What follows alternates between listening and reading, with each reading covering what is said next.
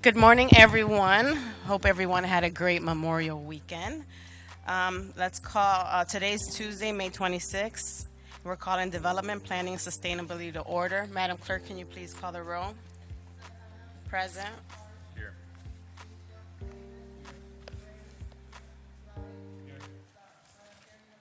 Thank you. So, Director or Chief, I'm not sure who's presenting, but we're going to start with the zoning piece. Ordinance number 626-2026 by Council Members House Jones and Santana. An ordinance changes the zoning district of parcels of land south of St. Clair Avenue between East 55th Street and Ansel Road as shown on the attached map. And this is a pretty fat piece here, really thick. Okay. All right, good morning. Adam Good Davenport, morning. Manager, Neighborhood Planning with the Planning Commission. Here we go. Thanks for having us. We'll kind of preface this with that you're going to get a bigger presentation on the Housing Innovation District in a few minutes. And this is just the zoning piece, the zoning map change for St. Clair. So we'll kick it off with that. I'll briefly cover these first few slides because you're going to see them mostly again with Chief McNair. But we are really trying to kind of change the narrative around kind of growth starting with residents. We are doing this in Huff and St. Clair for a number of reasons, but mostly because of what we already have going on and where the momentum is, right? With projects that are not happening inside of City Hall all the time, but with our partners externally. Cheers, the Midway, East 66th Street, the Cleveland Foundation, and Mandel Foundation involvement over there. So getting more towards the piece in front of you and why, or specifically this proposal, the MAP 2700, we are using form-based for this proposal. So expanding what is already in place in the Huff neighborhood, right? We have 3 pilot areas around town. We have this in Detroit Shoreway, we have an opportunity corridor, and Huff. So this is an expansion north of that already in place proposal, or already in place expansion. And so the zoning code today, right, we know that there are many issues with it, there are many problems with it. And it's primarily focused on use, like residential, commercial, where that goes, different districts around the city. Form-based shifts that focus to how you can succinctly blend it and how focuses more on the design of the space. So things that we've been talking about with the community and what the community can expect. For most homeowners, very little will actually change.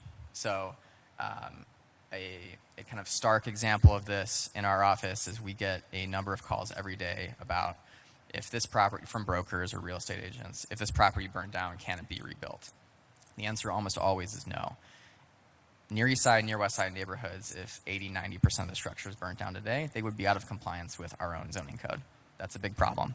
We need to realign those regulations to fit the existing context and match if somebody wants infill development or new business use, to be able to put that in with good design oversight and regulation, but kind of little red tape and hurdle. We also want more housing options that fit the neighborhood, expanding choices for different income, different life stages, aging in place ideas as well, and then streamlining the permitting process, which we'll talk about in the other presentation with Director Martin O'Toole, but also making it easier to add existing businesses to already in place storefronts. So this is the Huff pilot effect in July 2024. We are expanding it northward from here to St. Clair Avenue. Again, it's a little bit about giving these tools to residents and making them more clear kind of expectations and supporting investment that it deserves. Walking through some of the specific points about form-based, you've heard this, I think, from zoning staff in the past as well, but really trying to blend and encourage this mix of uses, not just separate, disparate uses that get the kind of left image on the screen, right?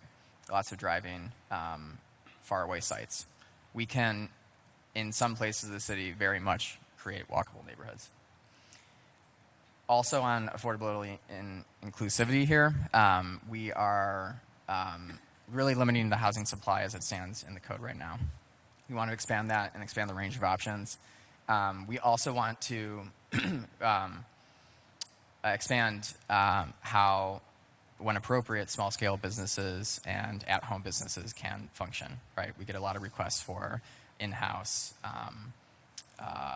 legal or architecture offices or salons and stuff like that. I think in baking that into the code in the right place, in the right districts, with the right square footage allotments and parking allotments is a smart idea. And then we'll come back to this with the other presentation, but really streamlining some of that administrative process, making it more user-friendly in a sense that, like right now, it's very text-heavy, it's very legalese, right? You're going to need a law degree to read a lot of it. We're using a little bit more, I think, modern graphics and bringing this into the 21st century to establish kind of clear language around it. So kind of wrapping this up, what this means, right? Vacant storefront can more easily become a cafe or small business, where a homeowner can also add a unit or make an aging-friendly, aging-place-friendly unit for their elderly family members or rental income. New housing that can be built that fits the scale of the block, right, and fixes those problems of the broker and real estate questions of if it burned down, can it be rebuilt? Like recomplying those regulations across town to more suitably fit small lot sizes, different lot shapes, right? Not everything's a standard rectangle on a parcel list, right?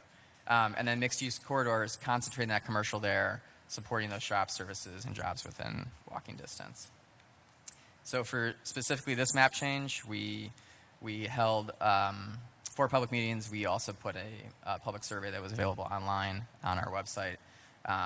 We had some social media posts, and we also went out in the neighborhood and delivered flyers at those specific places, bus stops, businesses, community spaces as well. Here's some examples of those flyers and some of our posts on social media. Here's a couple photos from the different public meetings we held. And then I'm going to turn it over to our Chief Zoning Administrator to specifically walk through the districts and the form.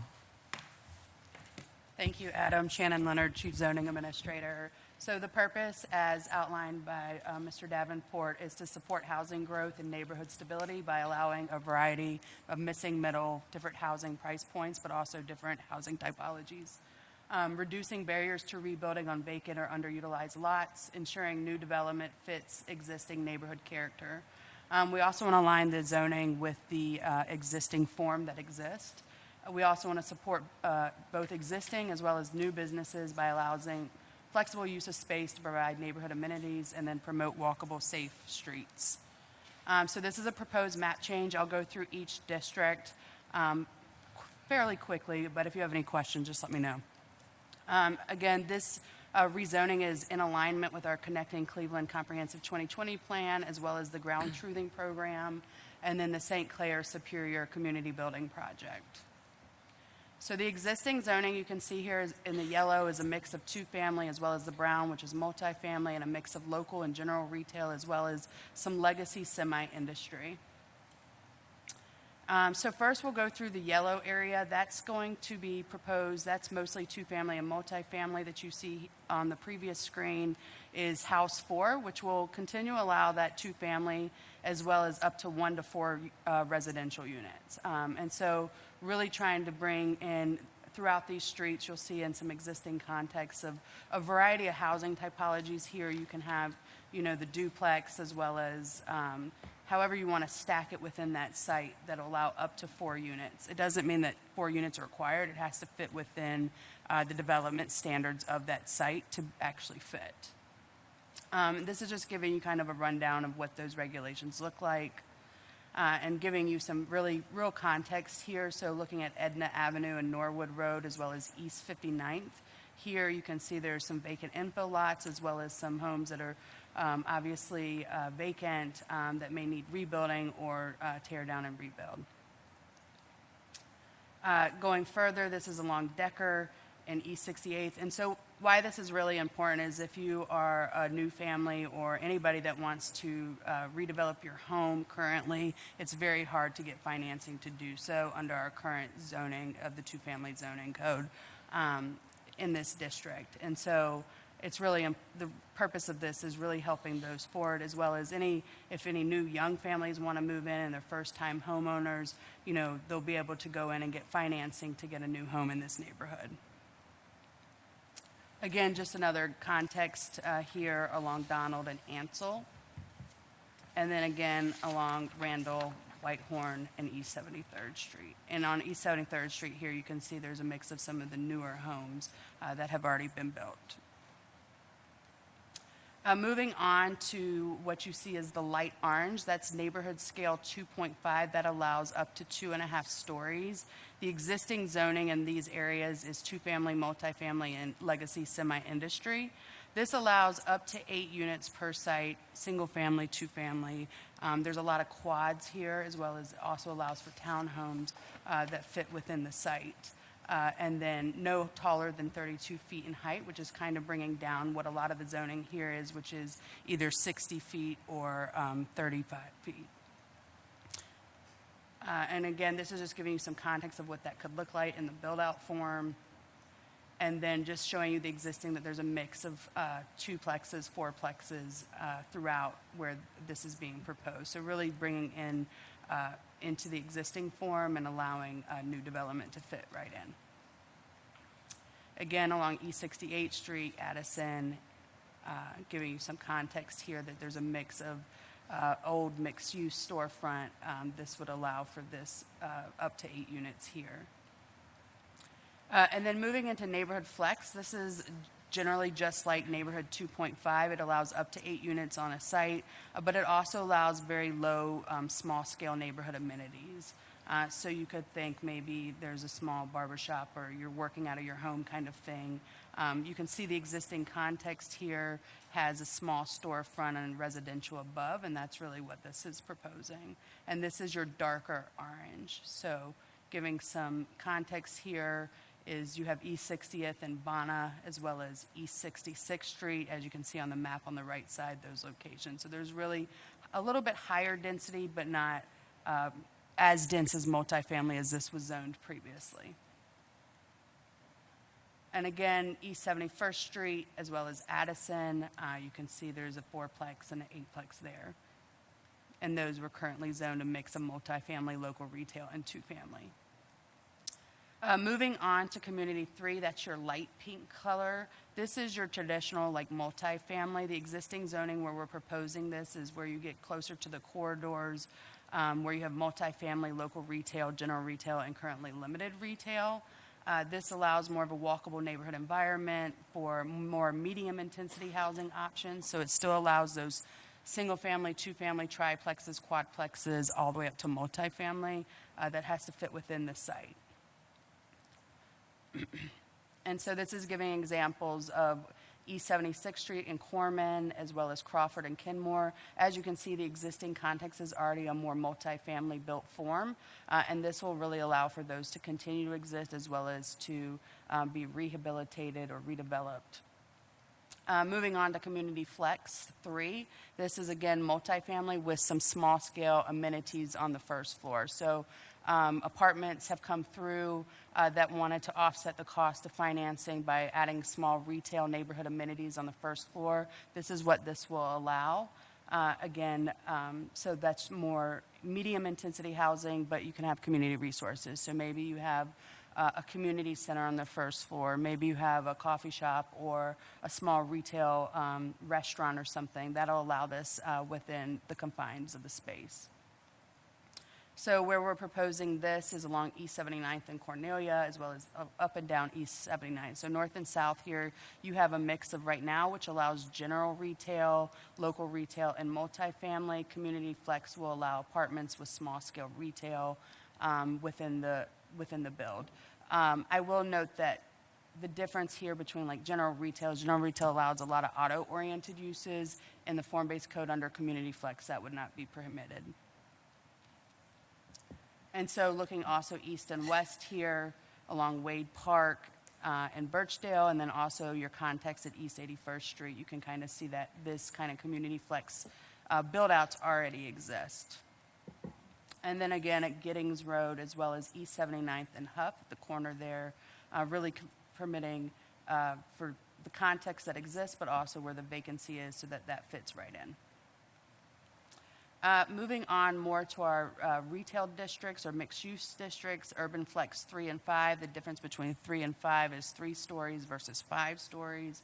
And so this is more of your moderate intensity mixed use. It allows office, residential, and just really allows for more vibrant pedestrian-friendly environment. And so this is your light blue that you can see along St. Clair as well as along Superior. And then these are the along St. Clair here, you can see it's already a mix of uses, and so really bringing the zoning into that, similar to the local retail that was here previously, and then also on the southern, lower picture here, also showing you the mix of uses that this zoning district fits well. And then again, looking along Superior, you can see there's a mix of residential uses, so these uses would be permitted under Urban Flex as well as any type of infill development. And again, along East 55th, running north and south here on the light blue, you can see there's a mix of lower scale amenities that are existing. I will state that any existing uses will be continued to be able to maintain. We are not pushing any uses or properties out. As long as they are legally established, they will be able to continue work business as usual. Again, this is just giving you some more context along East 55th and Bonnet and East 55th. And again, the next section here is our Urban Flex 5. The proposal here is for 5 stories, and that's because, as you can see, the historical context here is a little bit taller buildings at this intersection. At East 55th and Superior, it's more of a centralized node, so we're just allowing the height to go a little bit higher to allow for any type of the existing development to exist, but any future development, make sure that it fits within the node itself, is centralized, promotes walkability, and a mix of uses. The next section is civic, which you all have seen in some other rezonings potentially, is really for your existing institutions. So any things that like places of worship, schools, things of that nature are being proposed here. And this really allows for those civic and institutional uses that surround the existing neighborhoods to exist. They are existing, and most believe they will continue to exist, infinitely. So civic is the best district for those types of institutional uses. And so that's just giving you some of the regulations. And so this is just giving you some examples of where we zone this, is where you can see the churches at East 65th and Lauschie. And the current zoning here is a mix of 2-family and multifamily. And it should be noted in those districts, if there's any type of rehabilitation or redevelopment or expansion of these institutional uses currently, they would have to go through either a rezoning or go through the Board of Zoning Appeals for uses that are generally always granted variances. Again, here at East 79th and Superior, giving you the Thurgood Marshall and other institutions. Ansel and Pulaski, as well as Morris Court in East 90th, giving you the existing institutional uses and the proposed civic zoning of these properties. And the last district here is Park, and this is really for existing parks, and this is really hard to see, but in the middle amongst the pink there, you can see there's small park space, and so we really wanted to bring in that and really protect that open space park area. And so here at Zoder in Pennsylvania, between the two, you can see there's some park space here, and really wanted to make sure that we protect this park space, as you can see, is very little in the area for the neighborhood, and to maintain that amenities. And then the final, I will go back to a picture of the map, just so you have it here, is proposing that we add an amendment for Section 10, or it'll be a new Section 10, that notwithstanding any contrary provision to the Cleveland codified ordinances, including any use regulations otherwise applicable to the zoning districts established by the ordinance, data centers as defined and substantially similar principal uses involving shall be prohibited within all properties rezoned or otherwise subject to this ordinance. And the purpose of that is because when we were working on form-based code 2019 to 2024, data centers as we know them and like principal uses really hadn't been contemplated. And at this time, our zoning regulations really place them in the form-based code as a business occupancy. And the purpose of that was really because data centers previously were more like servers to offices. And so not the large-scale type data centers that you're seeing pop up across our state as well as other states. And so until the city can really develop and get a handle on the regulations as it affects the public health, safety, and welfare, we would like to add this into this ordinance to ensure that we can get the right policies and regulations in place. And for that, any questions you have, we'll take. Thank you. I'm sure, would someone on our side have to read that? We would, yes, we'll have to take it back to Planning Commission, and I'll work with the law department to kind of craft that, the rest of that language. Okay. Before we go there, can we open it up to public comment? Go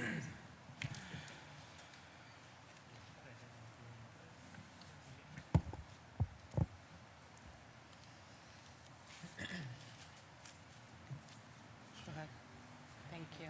Yeah, it needs to be a little bit more formulated with the council. Okay, and then we're going to start with change the first- Michael Armstrong.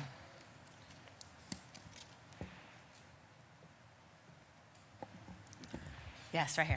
Thank you, Mr. Armstrong. You have 3 minutes. It needs to be a little crafted a little more.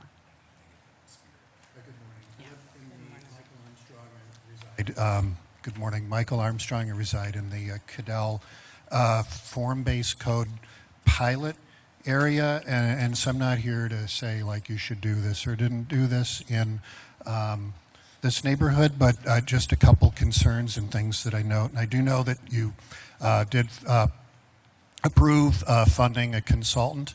I think it was $1398.2025 last month, which you said would not expand. You were not going to vote to expand the map, and they would also refine the code to make it better and then be able to make recommendations for expansion. So just keep that in mind. Also, and you know, there were some concerns from my lived experience, which I've shared before. Just two things, main things, briefly.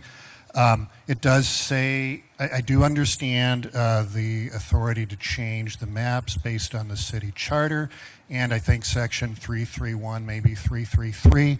But it does say here in the form-based code that there's a territorial application in the 4 pilot areas. It says that. It also refers to the maps that are attached at the end for the pilot areas. I think that's section 3005 or 6. I'm uncertain. And again, and this one's important, I think in section 327A, where it says, again, it mentions the pilot areas. And so my concern and thinking was that you would have gone through and evaluated the pilot areas before a large expansion, or they call it an extended area. I think that's important. And then I know time is brief. I could share more, but I do want to add also that this was map change 2700 that was approved by the City Planning Commission on May 1st. And just to note that what you have in the ordinance there's like 60 pages of streets, delineates the maps. And I do note that there is a difference between what they approved, at least in one area, and what you have in your ordinance. It would be like in the northern section, I believe it's near Maud Avenue, they extended CX3, so it's different than what the Planning Commission actually approved. I can leave that here if you like, and you can check it yourself. I think those are the main things I'd like to share in the interest of time. Also, just briefly, lastly, you did mention the park. I think it's the Thurgood Marshall Green. You're zoning, which is a new park. You're actually rezoning to civic, which would allow things like a police station, a school, different types of things to be built there. You might want to reconsider making that old park. Thank you very much. Thank you, Mr. Armstrong. Do you want to wait till all the public comments and then maybe you guys can answer these questions? Okay. Next up, I have Stephen Katanovi. I hope I said that right. Katanovic. Got it. Okay, you have 3 minutes. Now, we want to make sure our ethnic background is that these neighborhoods are ethnic. There's a lot of ethnic churches and cultures here, so we want to respect that thing. I'm curious about the data centers. Well, what's that data centers? Is that some kind of a small thing or a big thing that's being planned in the neighborhood? The data centers. That's what I was confused about. Okay, they're going to answer that question as soon as you're done with your public comment. But because just like Slavic Village has a lot of ethnic people in there, it's obvious that in Slavic Village the best place for a data center would be on the southwest side where there's a lot of industry. We always want to preserve the residential sections because both Slavic Village and this neighborhood by St. Clair's Pier, there's a lot of ethnic people, and we want to. There's the development of Gordon Park, so we just want to make sure there's a lot of culture that's preserved over here, and I wanted to check that, and I wanted to check that up, and I'm glad there's an initiative to build new houses because all you do is see houses being torn down, but you don't see any new houses coming up. So that needs to change. Is there anything else that I wanted to address here? I think.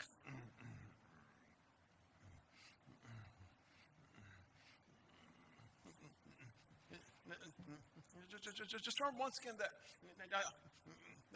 the historical side of this neighborhood is something I cherish about. The thinking about the past and the ethnic cultures and everything. So that does mean a lot to me. And so we don't want just every neighborhood thinking all future, no past. There's got to be that connection with the past. And because I'm very nostalgic. I collect a lot of historical technology and things from the past.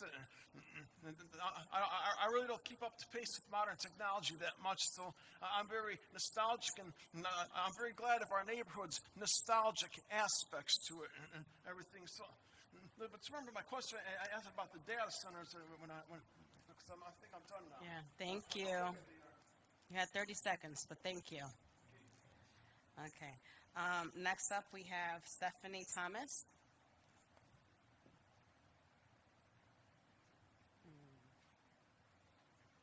Hey, good morning. Good morning. For some of you that don't know, I'm an expert with the New York City zoning resolution, which I believe some of this has referenced in terms of its in getting put together. I can tell that there's similarities. I was also on the Slavic Village Master Plan Steering Committee, and I just have some sort of broad questions to ask. I know a lot of us are really interested in seeing what the findings of the pilot areas have been, so I'm looking forward to looking at that along with other people in the room. What is the procedure for notifying the public about map changes? It seems like, this map change here, for instance, might not be accessible to common residents, that don't, check the website or aren't on social media. And then when does this form-based code go into effect? Because I think that, the public input process from all communities, and I know it could be a little bit cumbersome, but there is a diverse set of voices and a lot of different people that may have input beyond the pilot areas, right? So my concern is that like this gets changed based off pilot areas, and then you have people in other neighborhoods that are like, well, this doesn't, this doesn't jive with how we feel about our neighborhood. And then just like a quick note, I thank you for saying that you're going to clarify the data centers in this ordinance. I think that's really important. As you can see, the public is not happy about them. Sitting on the Slavic Village Master Plan Steering Committee, the data center was never brought up, so they clearly were not taking into account either the city's intentions for that neighborhood or the residents that live nearby. That's it. Thank you. Thank you, Ms. Thomas. Okay, next up we have Ms. Greer.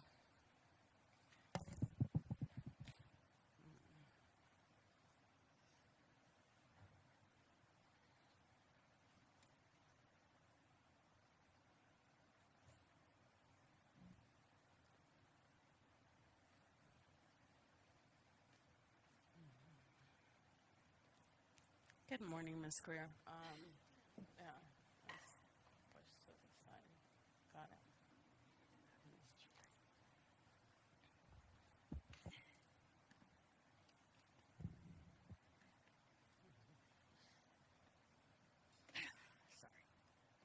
Hi. Hello. First time being to a meeting, I want to know why they chose our community. Does this mean and all those things that you have planned, you're getting rid of the residents that's there? Our community, we want to stay as is. If you want to make improvements, then go to the vacant lots. Don't come in here talking about you want to take all the lots from this area, then tear everybody else's house down, and then putting us out of our neighborhood. That's not what we want. If that's what they're saying, then we don't want this. We don't want rezoning. If our neighborhood needs to be helped, go to the people, ask them, do you want the lot next to you? Give them the option to have that lot instead of letting somebody come in and say, well, I want to improve. That means you got to move. That is not right. People been in our community 50, 60, 70 years. This is a historical area, period. The whole city is historical. Why come in, take the people that's there and then displace them? Because that seems like that's what you're planning on doing.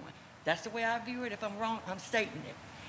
Any improvements that they want to do, parks and stuff, should not include the residents losing their housing. If there's lots next to the residents, then they should have gave them the option to get that lot, because I tried to get a lot and they wouldn't let me. So I don't like that y'all can come in and say, well, we want to take all these parcels from 55 in St. Clair and Superior all the way down to Ansel and do what you want to do. What about the people? What about the people in the neighborhood? You're not considering them. You're considering what money you can make. You're not improving it for us. You're improving it for you so that we can be displaced. And I don't appreciate that. And I'm angry about that. Why do you think that you can come in and approve something and the people that's there is not going to benefit from it? If you're going to build new housing and take theirs, are you giving them the option to be the one that's going to take that particular property? If that's a no, then that's a no. We don't want to rezone for somebody to come and take our community, because that's what it seems like it's about to happen.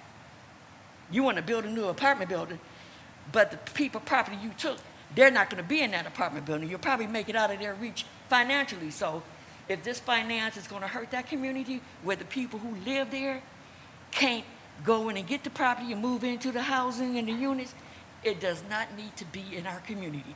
The zoning do not need to be changed, because it's not there for us, meaning me and what I look like. I'm here for my people, ones who can't get here. And what you're trying to do, or what, don't allow them to displace us just because I don't have $5,000 to pay for rent. Most of the people in that neighborhood pay for their property. Why should I be displaced just so that you can come in and make money? If my property ain't beautiful enough, then give me a loan where I can fix it. Not destroy my house and build up stuff for you and whoever else you got planning coming. Mm-hmm. The residents that's in that neighborhood, you should address the neighborhood for the people that's there. You want to improve it, you improve it for the people that's there. Not take the people that's there and displace them and then put somebody else in. Yeah. Thank you, Ms. Greer. I know your time is up, and I am hoping that everyone gets to answer your question, Ms. Greer. Thank you for your passion. What's the name? It's not on here. She's not on the list. What's her name? Oh, here, you can write it in. Okay, and this will be our last public comment. I just want to make sure I address you.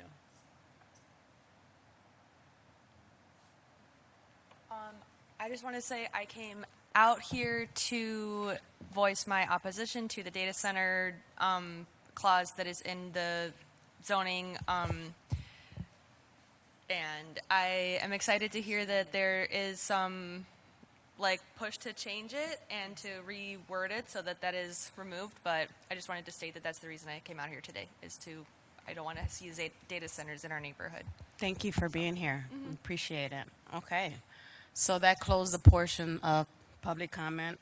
Director, Adam, Commissioner, I'm sure if you could respond to the questions that were asked.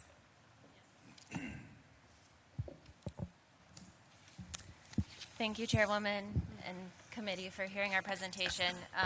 Adam and Shannon will address some of the more specific comments in more detail, but specifically to Ms. Greer's concerns that were raised, a large motivation behind this rezoning is to benefit the existing residents in the neighborhood. So we know every day coming through Planning Commission and the processes that we administer, we know that our existing zoning code is cumbersome and doesn't work for the types of improvements, repairs, insurance that people need for the homes that they own because of that mismatch that Adam went through between what our code says should be there and what is historically there in our neighborhoods. And so this sort of touches on the themes of nostalgia, preserving the culture, the history of neighborhoods as well.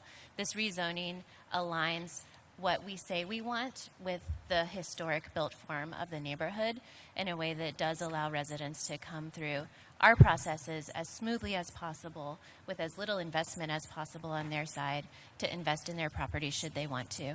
We also know that there is a lot of vacancy in this neighborhood, and that is an opportunity for folks to build.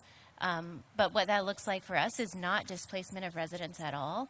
It's about preserving residents who are there and want to stay there. Our next presentation will get into much more detail about programs and benefits to residents of this overarching program, but I just do want to clarify that this rezoning is not about taking anyone's property. The city is not acquiring anyone's privately held property here. It's about aligning what the city, through our zoning regulations, want and say that we want with what is there now, and allowing folks to make those investments in their own properties more smoothly.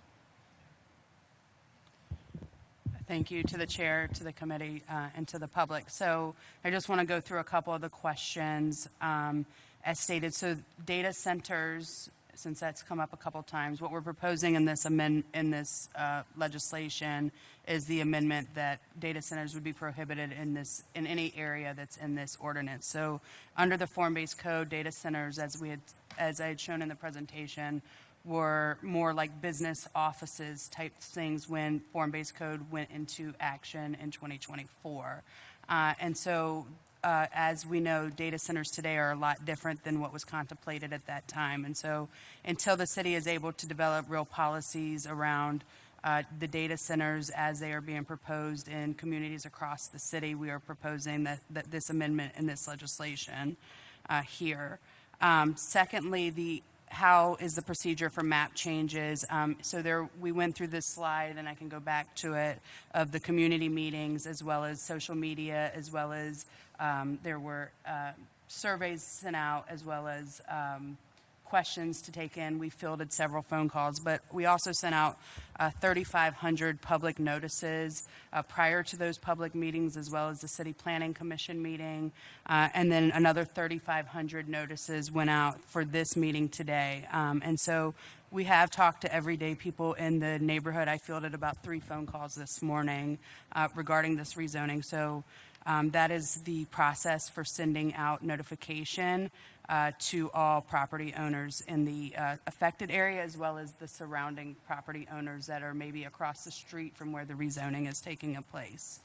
And then the next thing, as it relates to Mr. Armstrong's questions about this being a pilot versus expanding the pilot. So the city of Cleveland now has 2 zoning codes, right? We have the basic Euclidean land use code as well as the form-based code. Both of those offer different tools. You could think of it as like a proverbial toolbox. What is the best use? We know for the last 97 years that the Euclidean code has its challenges. It's been used for a variety of ways to control land use and growth and planning in our city. And then the form-based code has other ways to do that. And so it really, in terms of when you're thinking about housing, as I kind of went through for the house scale, the purpose of really moving to form-based code here, and as you'll see in the future presentation and the housing initiative, is really to bring more affordable housing as well as housing generally to the city of Cleveland. But it is not to push out anybody's existing houses. In fact, it allows existing homeowners now to be able to fix up their homes, add an addition, maybe add an in-law suite or multi-generational housing that allows those things, or they could just stay as is, and it's not going to take any of that from them. And so, the Euclidean land use code has been around again for 97 years. You're still getting amendments to it to this day. And so ideally in the future, we would have one whole cohesive code to administer across the city. We're just not there yet for the whole city at this point, but this is a step in that direction. Thank you. Anyone else want to add on? Okay, so we're going to open it up for questions from my colleagues. Just kind of, many of the public comments asked some questions that I had, but going back to the data, Adam, that you shared about collecting data from residents, do you have a breakdown of what they're saying? We know that there's some worrisome, it happens in every time a zoning legislation comes up. Can you provide any feedback that residents provided through the survey process?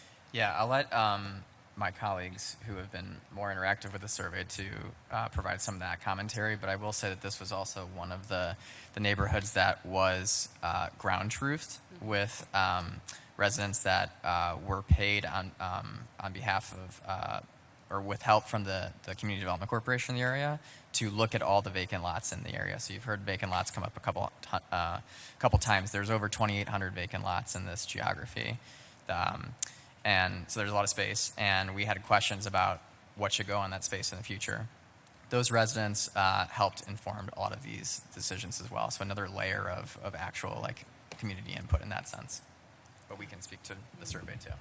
Through the chair, I don't have the exact results of the survey, but I do know from the phone calls that I fielded over the last couple weeks, as well as my colleagues, is that safety and making sure taxes didn't go up, or as Ms. Greer stated, maybe there's a hesitancy or fear around my property is going to be taken. And so I just want to be very clear that we're not taking anybody's property. In some cases, the rezoning is very much a downzoning from multifamily to, say, House 4 or neighborhood flex or neighborhood, and allows up to no more than 8 units. So they won't necessarily have apartment buildings right next to their homes. Got it. And I would just say this, I had a chance to meet with Chief, so he gave me the hour-long presentation, but even in my area when I was rolling out the master plan, I think one thing that helped was the education piece around zoning, form-based code. I think we need to put a lot of energy, very strategic, on ensuring that residents know and understand what zoning means and how does it benefit or impact their neighborhood. So I know that we just signed that contract with, Seven Hills and so forth, so maybe they could do that. And I won't speak for, this is Councilwoman Houses Jones' neighborhood and ward, but just from lessons learned from when I embarked on the master plan. So I will open it up. I want to start with Councilwoman Stephanie House Jones, since it's her ward, and then Chris Harsh. Councilwoman. Okay, good morning to everyone. So I want to just talk a little bit about context. So as the city planning team talked about, with over 2,000 plus vacant lots, St. Clair Superior community in particular has more residential vacant lots than anywhere in the city of Cleveland. Anywhere in the city of Cleveland. And one of the things as I have come to join Cleveland City Council, I have really been trying to think and work with partners to think, how do we investment into our community? And going through this process, we absolutely have to update and revise our zoning codes. It takes, right now, we talk about outsiders, I can tell you, we have 6 residents since 2021 that have been trying to build a home in our neighborhood, and they cannot. That's what's currently going on right now. I can share with you, we literally just last week started my office with Director Martin O'Toole. Our police department and public health has decided periodically to just go out in the community to do enforcement. We had a 2-hour window where we went together, and at the end, one of the police officers was like, "We've been going at this for 2 hours and we only went to 3 streets." The reason why we only went to 3 streets is because the amount of code violations, and it's not, what do you see? There are an enormous amount of LLCs and companies that have properties that do nothing. We have a variety of air properties, and I'm saying HEIR, where community, life happens and no one planned to die, and the house is just standing in flux, and it is overwhelming. We ended up, basically, the police had to shut down an illegal marijuana shop that's literally right next to a daycare. This is what's going on in our St. Clair Superior and Huff community. And while I can't fix everything, people were like, "Why are you doing it?" Because we have to be able to set some basic standards where people know what the rules are so that they can plan to, this is what we can do and what is allowable in the land, and this is what's not allowable to land, and not have to jump through 50 million loops and get an attorney to come to all of these meetings and get an architect to get. Many of the people that I know, they can't afford that stuff. People do not have the time nor the resources to continue to hire architects and attorneys to do things that are basically to run a small business or to run or to build your house. I feel very strongly like government has to be able to clearly say, this is what the rules are. If you do this, then you can go forth. Because at the end of the day, and many people talk about outreach, my office in St. Clair Superior Development Corporation and many others, that's what we do every day. The overwhelming majority of people will never come to a meeting. They will never come to the meeting. They got me. And it's my office and it's my job to take what they are hearing, to do the best that I can, to then interpret it in a way to improve the conditions in our communities, right? I totally hear, Mrs. Greer, what you're saying, because when you listen to her, you can hear the frustration. That's generational harm that's going on, right? Of how community members have not been able to get the loans, to get the resources to improve their properties. I absolutely hear that, and I'm just literally can go through the stories of what has happened. Having a mother who literally took care of a property next to her home for 20 plus years, and now the city of Cleveland wants to sell it to a developer. And I was asked to sign off on the lot, and I told them, I know I'm not going to be a truly unbiased person. I ain't talking about something I'm talking about something I've lived through, right? So I want community members to know that I am a person who has lived through the harm, and I am working really desperately, aggressively trying to figure out how do we fix what was intentionally taken from people so that the next generations, the low, don't have to be so so heavy, right? And I know it is very hard for people to trust government when government has shown many times that they shouldn't be trusted. I get that very clearly. With that, I am saying because I'm a part of government now, I'm doing the best that I can, and I'm a person that I communicate. If you don't know anything about me, I communicate what I know, right? I'm not one of these people that try to play games and trying to steer you. We have projects coming along. We got a project coming on East 67th to do all of the things, at least to start. It's one street, we got dozens of streets, right? But to not just bring a developer to just put new homes in, we have also included resources to help the people that are on the street to improve their homes, right? Owner occupied homes, right? So these are the things that we are working on. And will this form-based code be perfect? No, because nothing is. But in the rule-making process, there are opportunities to create a better pathway forward, and that's what we're doing together. So I want to thank the committee for taking the opportunity, and to the team, as we think about how do we improve, we have to start somewhere. And I'm one of the people, like, we can start here in our community because the devastation is just, it's a lot. And we need real solutions to be able to move forward together, to create a Cleveland, to create a St. Clair Superior, and a hub that community members deserve and that they want. So thanks to the committee for their time. Thank you, Councilwoman. Next up, I have Councilman Harsh. Thank you, Madam Chair. Let me restart my clock here. Council Lady House Jones has 2.5 minutes for her info if she'd like to go back on later. And let me delete and resume. Okay, start. Thank you, Council Lady, Chairwoman, and thank you everybody for the presentation today.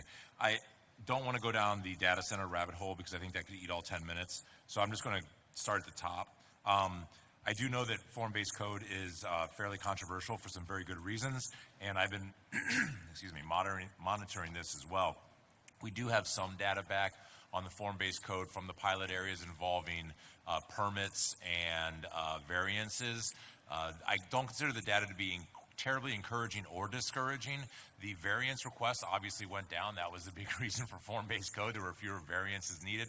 That did have some backlash and some unintended consequences in different parts of the city.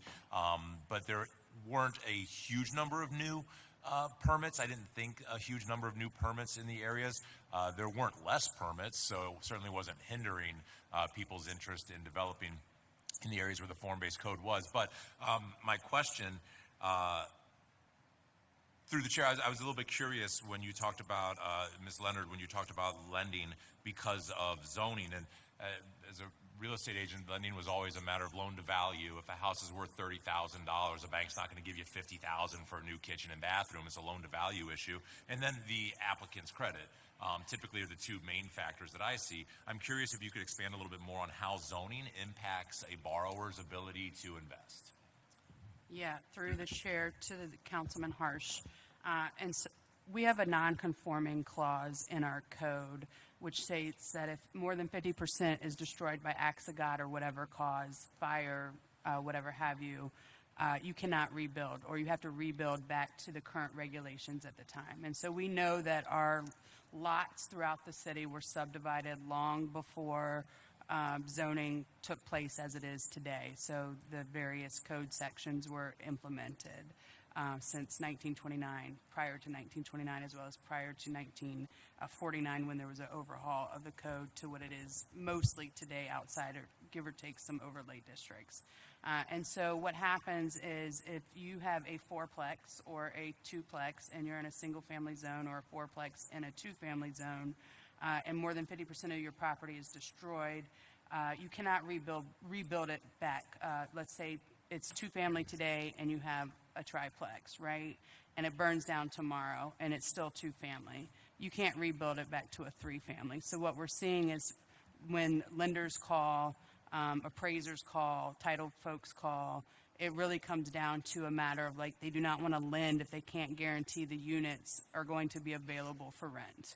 And so what happens is that sometimes spurs, what we've seen over the years, is more of the LLC and investment, people that have cash, rather than maybe first-time homeowners, because traditional banks aren't going to lend on a property that can't be rebuilt. Through the chair, how many calls does the Planning Commission get from banks and lenders on a weekly or monthly basis asking about these issues before they decide whether or not to give their applicant a loan?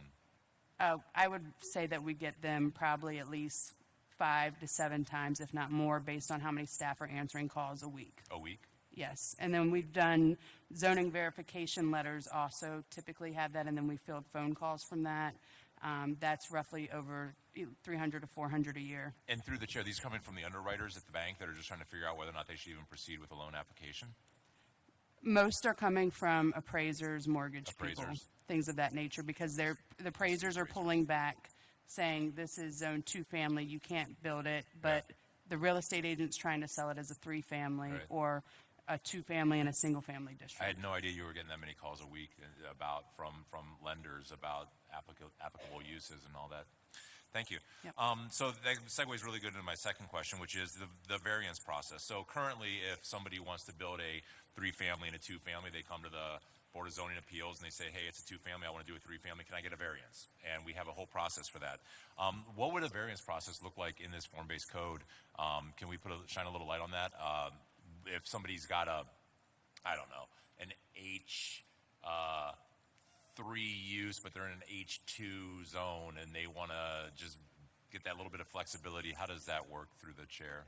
Through the chair to the councilman, it would work the exact same way, the Board of Zoning Appeals. So if they need a use variance, they would need to go to the Board of Zoning Appeals. If they need an area, which is like a distance setback type of thing, or height, they would also go through the Board of Zoning Appeals. So it would issue the same way. And through the chair, if neighbors were unhappy about a certain zoning, if I'm just looking at this Huff map here, there's an NX3 in the bottom left corner, right below the P in Superior. I don't know what that is, but say the neighbors there are like, no, that should all be H4, right? And they wanted to get together and petition us and come into the city and say, we want to change this to H4. Would changing that zoning be the same process that we currently have if we needed, like they would have to introduce an ordinance to change the zoning on this, or?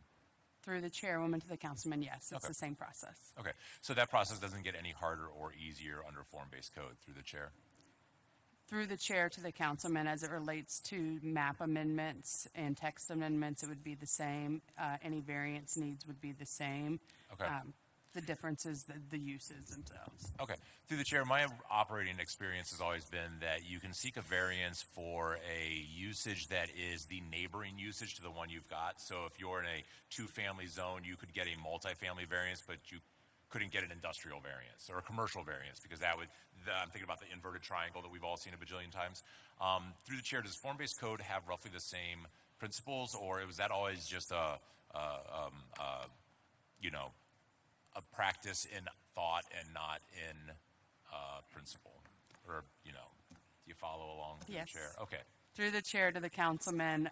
So the way that the use right districts in the Euclidean Code, where the two districts away is the highest you can get a variance on a use variance, was an interpretation many years ago. And then under the current, as we know it, based on the last time that we checked with the law department as well as the previous administration, saw that that you could get a variance to anything. It's really in terms of use variances, if you can meet the 3 standards that are required It for was use tradition, variances. not rule. Yes. Okay, that's what. Okay, through the chair, because I'm looking at this UX5, and it's coupled in between 2 UX3s. I'm looking on the left side by the S and 55th Street, right? Is there a UX4 through the chair?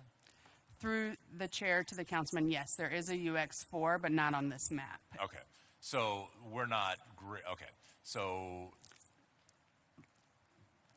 through the chair, I imagine there's a reason why that UX5 might have something to do with existing use. Whatever's underneath that color code on the map might already need to have a UX5 to fit in there. Through the chair, I'm just curious, why there isn't more consistency in that. Yep.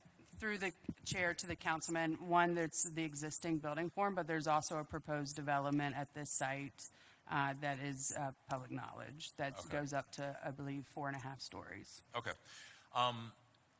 My next question was going to be about the total map. Looking at the previously approved form-based code district area, I believe it's just to the south, and I believe this is adjacent to it, sort of sitting in the northern outline of the current form-based code that was approved 2 or 3 years ago.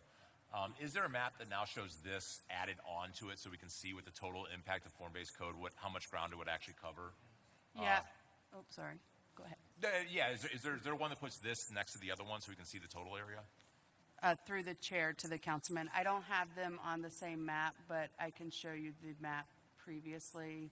Here it is. So Yeah. you can see that's where that little cutout is, and then going back to the map that we're proposing, it is roughly in this, if this little pointer thing will work.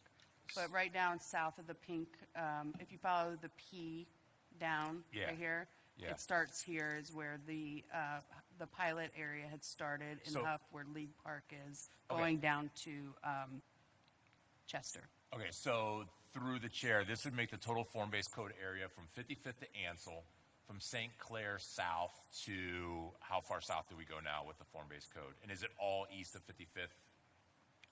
Yes, that is correct. So it's from East 55th to East 90th down to south to Chester. That's correct. Okay, and then in this new portion, cutting up, it looks like Crawford, or up to Ansel. That's correct, along here, along the gardens. Okay, I have 30 seconds left. Oh, no, that was it. I did it.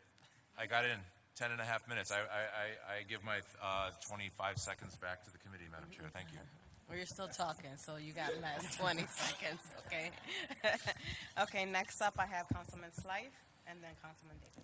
Thank you. Could, through the chair, could staff go back to the idea of the amendment? And I want to understand, one, where it would be, and if there's recommended language, and I guess typically zoning doesn't go to Finance Committee.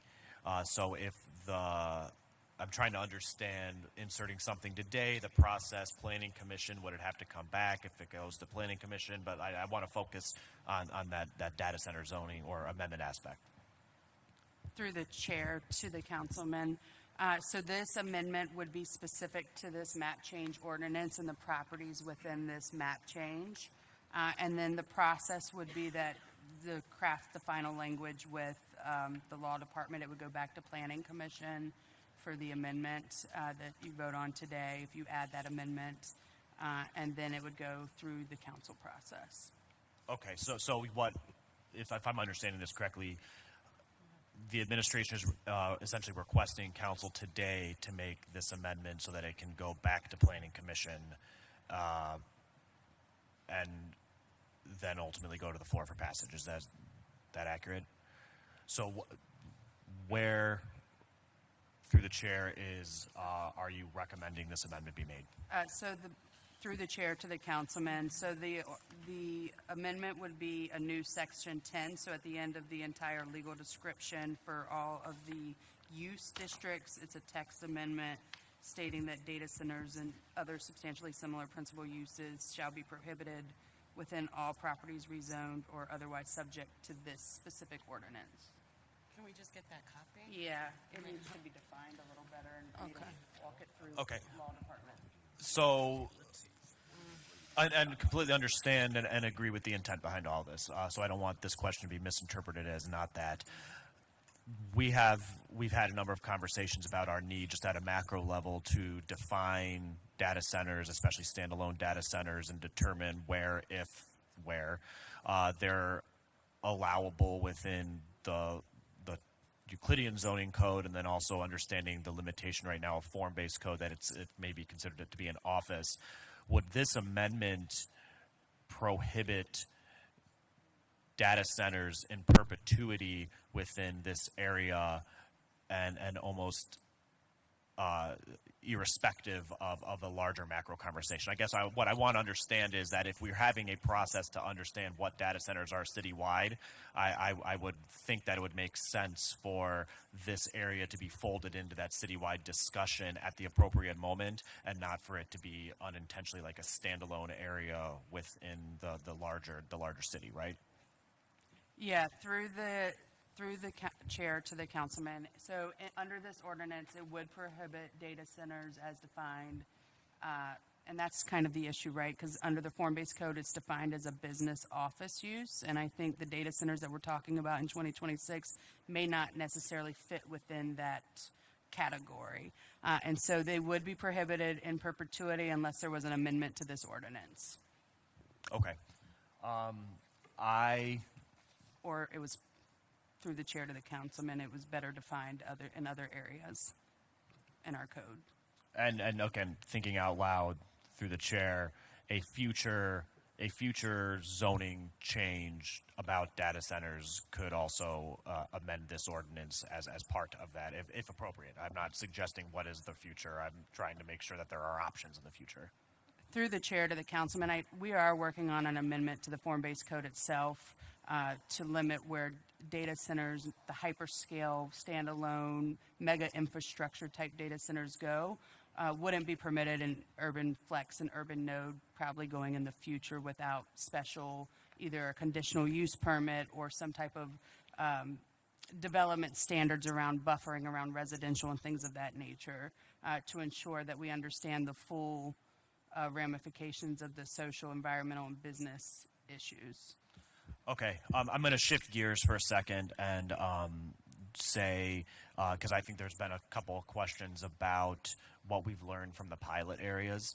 And something that I think maybe we've learned as a member of the Planning Commission, and maybe this is more for the audience than for us, but as it stands, if you want to build a building or rehabilitate a building, you apply for a building permit, and the building permit is routed to zoning, and we figure out is whatever's being proposed allowable within the zoning and in keeping with all the setbacks and distances that that zoning district and that property have. A limitation right now, I believe, of our Euclidean, our traditional zoning code is that it's just about impossible to build anything in the city of Cleveland to the code.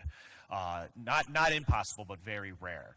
And because it's very difficult, because our zoning code was basically built for building the suburbs, not for an existing city, there's this process of variances that are, especially as projects become larger in scale, that become almost easily anticipated, that it creates opportunities for public input along the way, because a project has to go to the Board of Zoning Appeals to move forward, which is in and itself a public process. I think the goal of form-based code is to make our zoning code more predictable. I don't think that's what the goal is, so that people are not having to get variances to do things like, build the exact same property next door, or reinstall a fence, or have a garage setback, or all these things that are understandable and not controversial. I guess what I've observed is, or my feeling is, we've become so accustomed to variances that we're over-reliant on it as a precursor for public engagement. And I would even argue it's empowered some people to think that they have the ability to limit someone else's property rights by kind of mobilizing against a variance.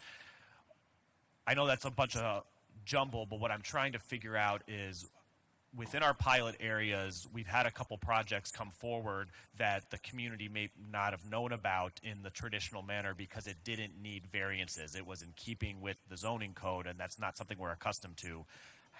What are we doing to make sure that residents are still being made aware of projects that are happening in their neighborhoods, development, perhaps not in a way that is asking their permission or suggesting that there's a variance needed, but just in a neighborly way that lets people not be caught flat-footed by something happening on the vacant lot next door? Does the question make sense? I know I took a roundabout way to get there.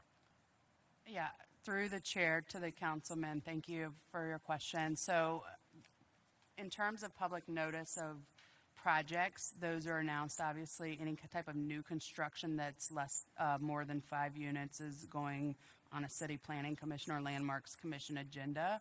We do rely a lot on our community development corporation partners as well as others, but in terms of like notifying every person anytime development is coming through, we simply don't have a good way to do that at this time. Okay. I would, so through the chair, thank you. I would encourage us to find a way. Go ahead, Director. I'm sorry. To the councilman through the chair, this specific notification community engagement piece is one of the key focus areas of our form-based code consultant that we brought the legislation through with council. We recognize that we need to provide that information, as you're saying, so folks know and have an informational source to go to about what's happening in their neighborhood. We've talked about some ways to do that. Ultimately, I think that will be a conversation with council members, with the communities in the pilot area to really narrow in on what the right balance is in terms of information and people having access, knowing where to go to learn about that. Okay. So that is definitely on our radar. Thank you, and through the chair, I'm eager to see us build that out. I'm gonna just lay out all my cards and say the current system, where in some neighborhoods, maybe more so than others, anyone has to go to a local block club and basically ask for their blessing in order to do very minor projects. I think the system we have right now is negates people of their property rights, quite frankly, and that's I think a reason why this type of our migration towards the form-based code is beneficial. But what I don't want to do is throw out the baby with the bathwater and just allow things to be popping up and people have kind of no understanding that things are happening in their neighborhood. We can still be neighborly. With that, understanding the councilwoman is good with this proposed amendment. Okay, let me read this one time.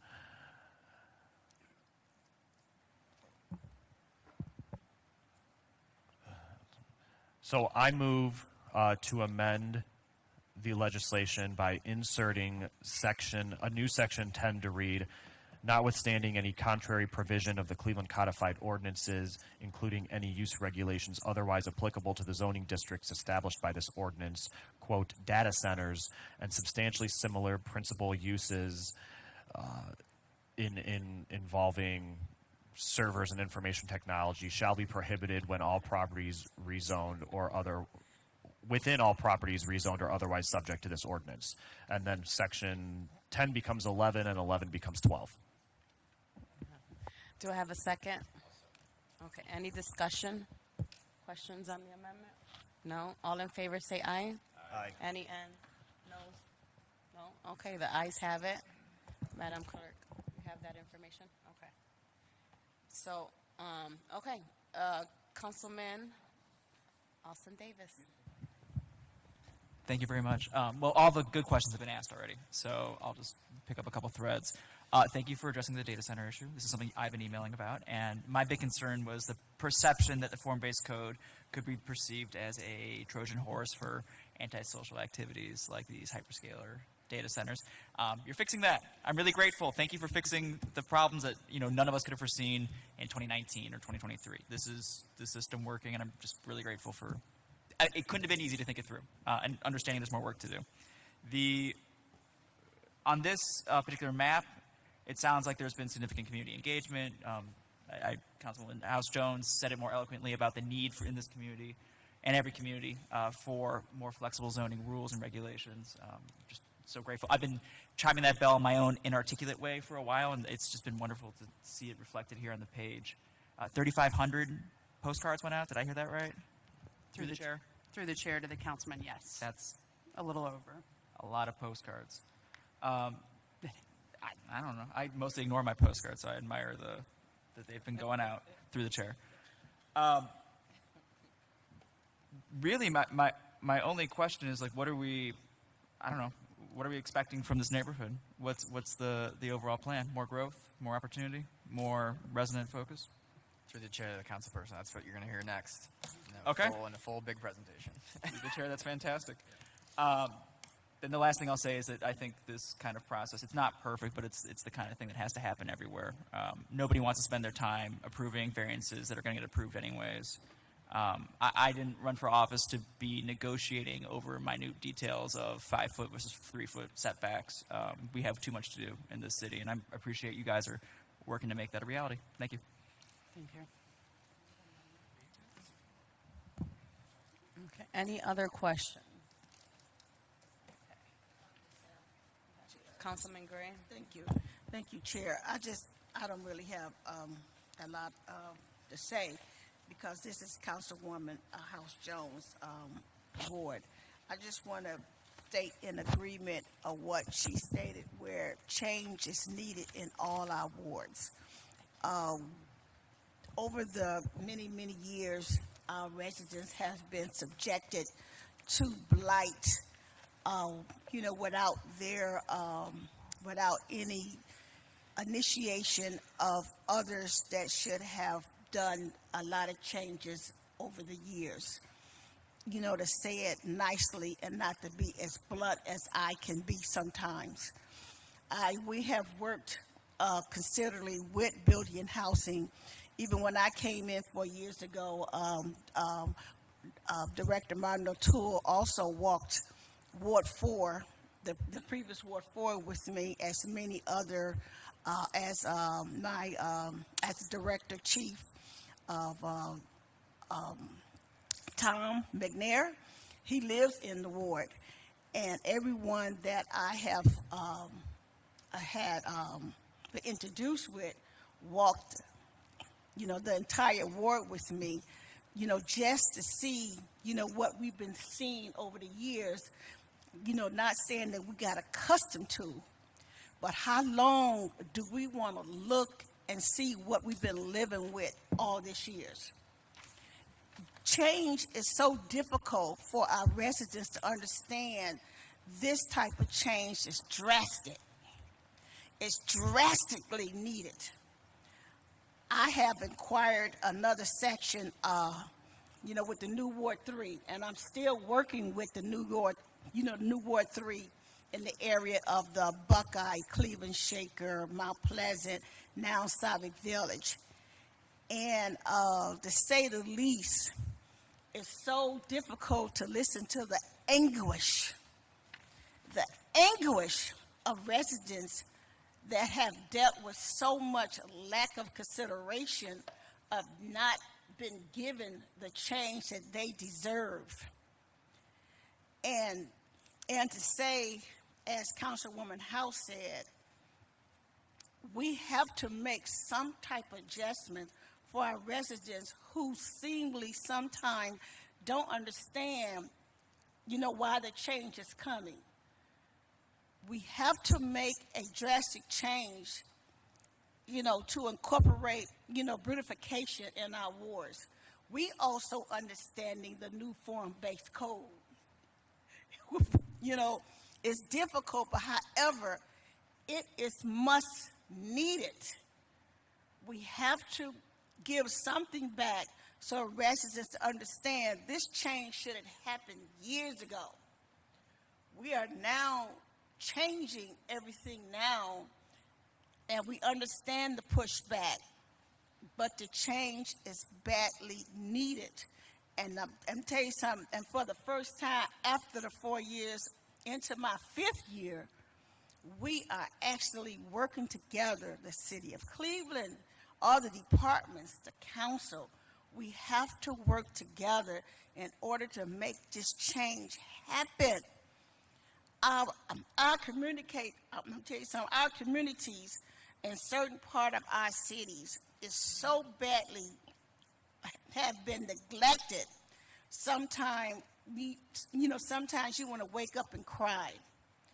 But the residents need to understand we're here for you. You cannot continue to wake up and see what you're looking at like it's okay. Nothing's being taken away from you.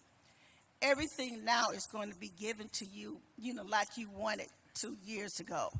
So I just want to say that change is hard, but change is needed. And it's needed in the best way possible. So I myself going to support, what other councils want to do in their ward, to make a difference. But foremost is this: we have to engage the residents so they can understand about the changes that need to happen. The residents have to be at the table. You have to come to the community meetings.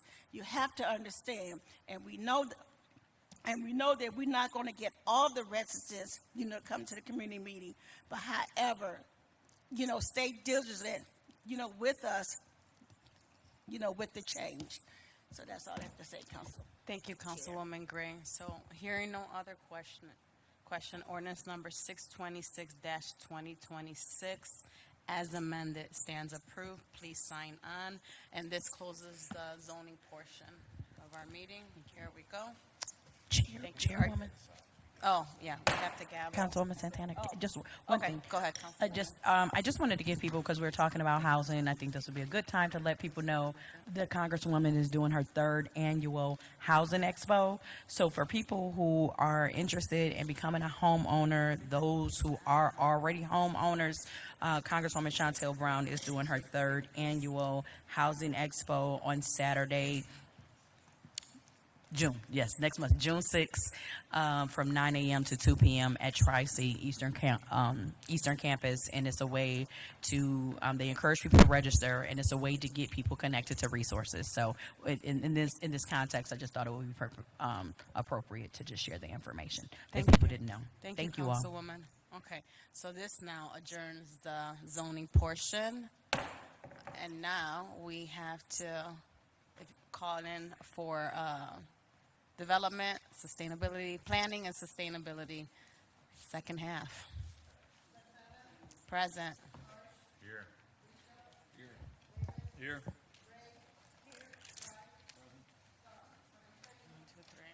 Okay, so this part has 5 different legislations, but they all relate to each other. So what we're hoping to do, or what we're going to do, is read all the legislation into one, because I am sure that the questions would just be all across all of these pieces of legislation.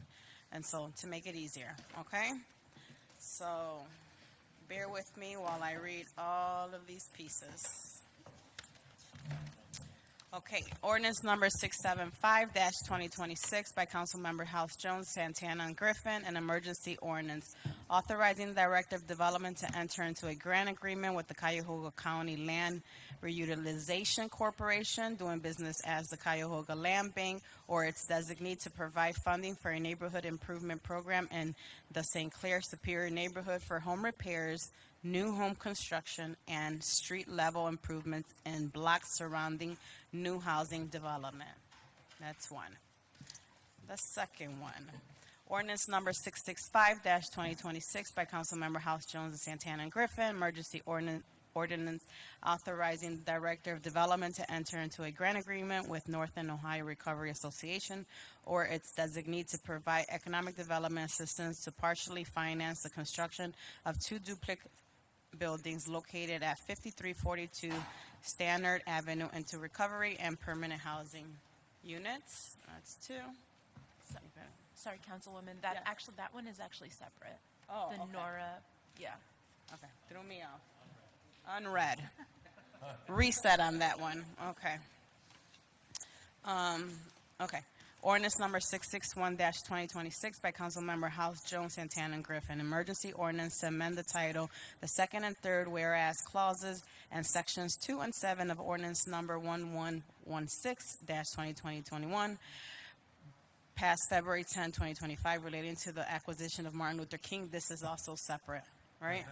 Yes. Okay. So, I'm sorry. So there's only 4. Yeah. 622. 615. Yeah, 6, okay. 6, and then 675. I already read that one, right? Okay.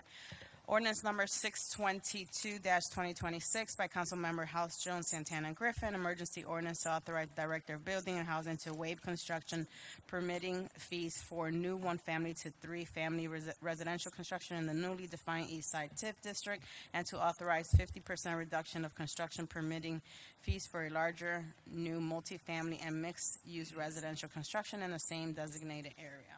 Bam. Okay. So there's only really 3. Okay, got it. And that's what threw me out. Okay.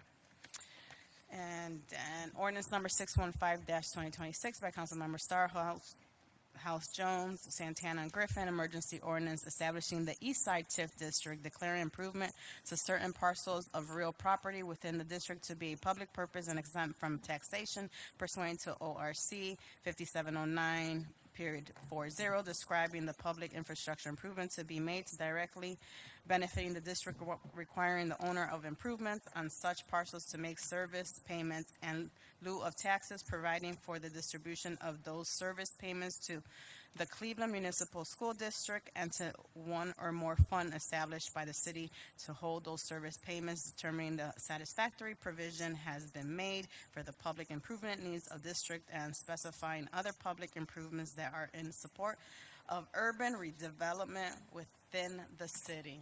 Chief. Woohoo! Go ahead. Okay. All right. Thank you, Chairwoman. I am joined here today by Sally Martin O'Toole, the Director of Building and Housing, Taylor Jones, a Senior Advisor in my office, Adam Davenport from City Planning, Callie Mersman, the Director of the City Planning Commission, Aaron Miller-Tate, the Director of Community Development, and Jo Rose Bordeaux-Small, the Director of the Department of Development.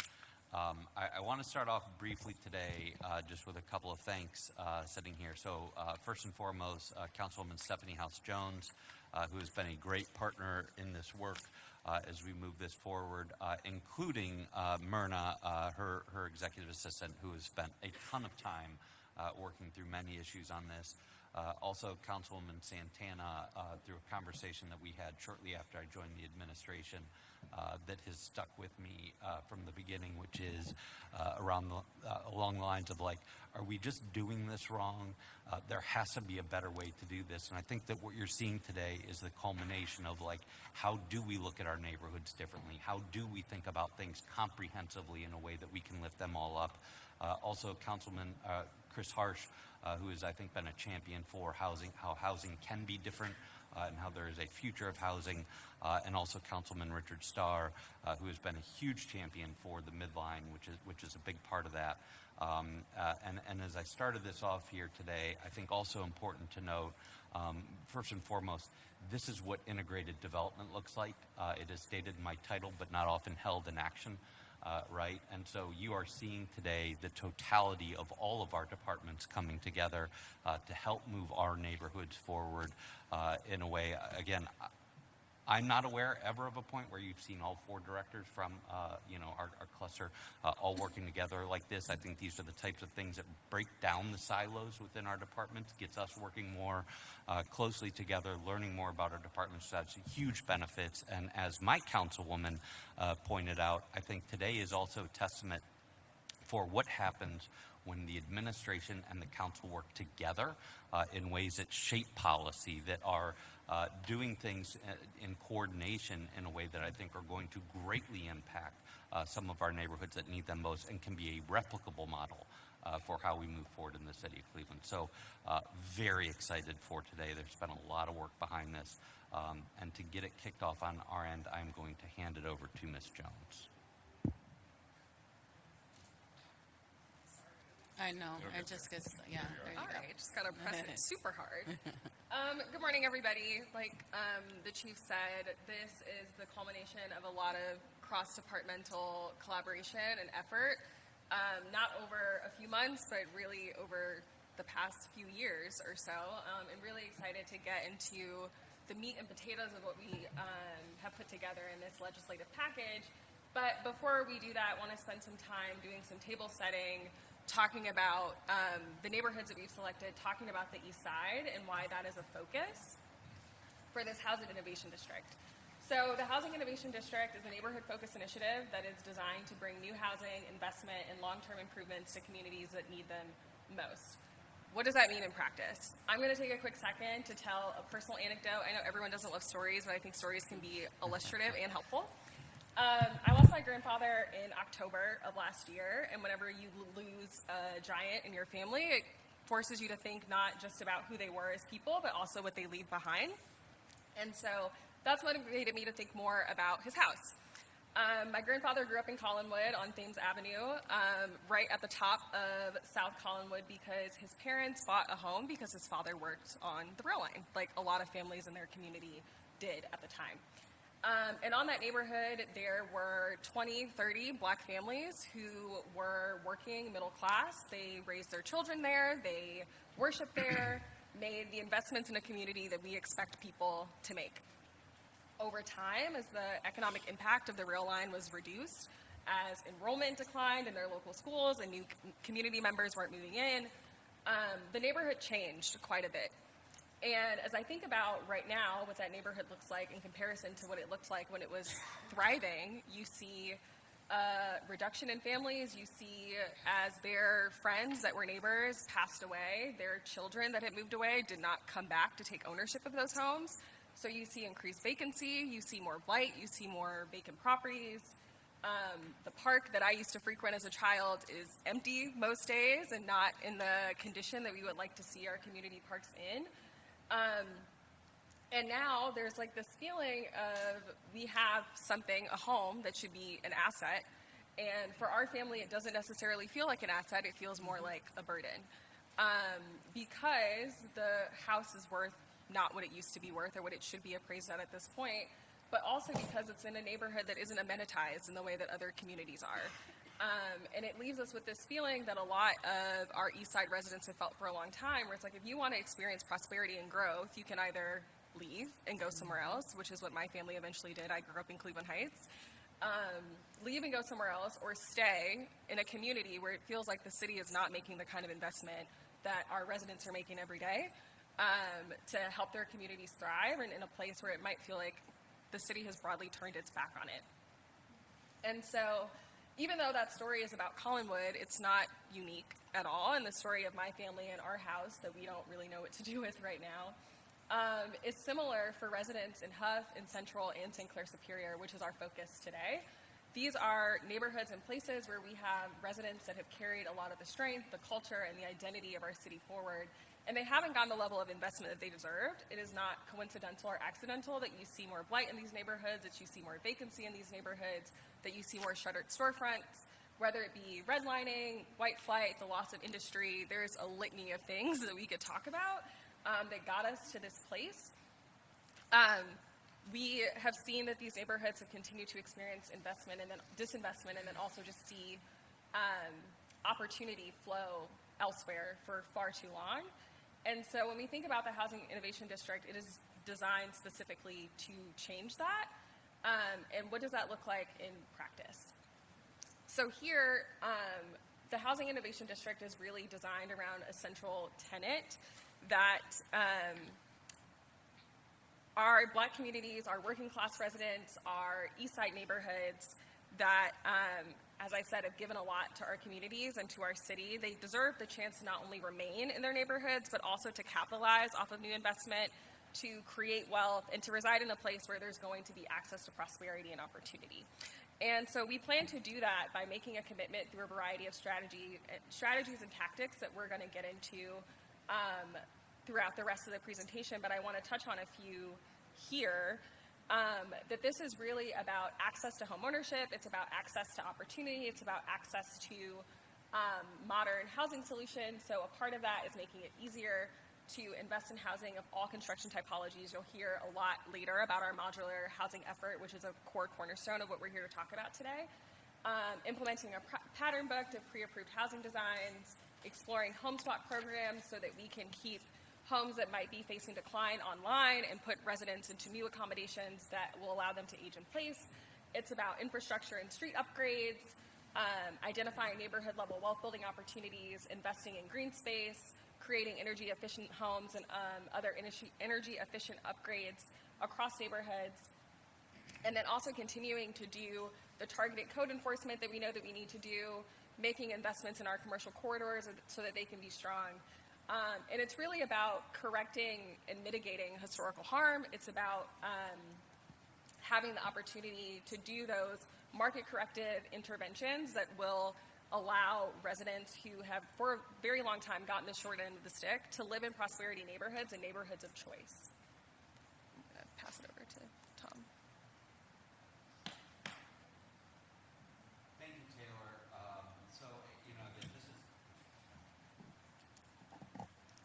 Village. Thank you, Aaron. Thank you, Taylor. I think this is important for us to know that we're not sitting here talking about buying and selling houses.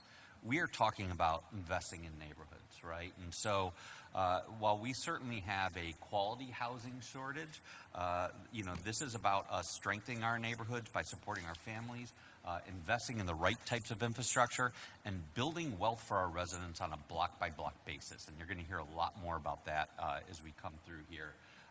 And so why here? Why these neighborhoods? Why is now the right time? And you've kind of seen this slide before, but I love it, right? Because it's like when I look at St. Clair Superior, when I look at Huff, when I look at Central, you're talking about places with great bones. Right? You're talking about places that have tons of natural assets, and for a variety of reasons, there has been chronic disinvestment that goes throughout here.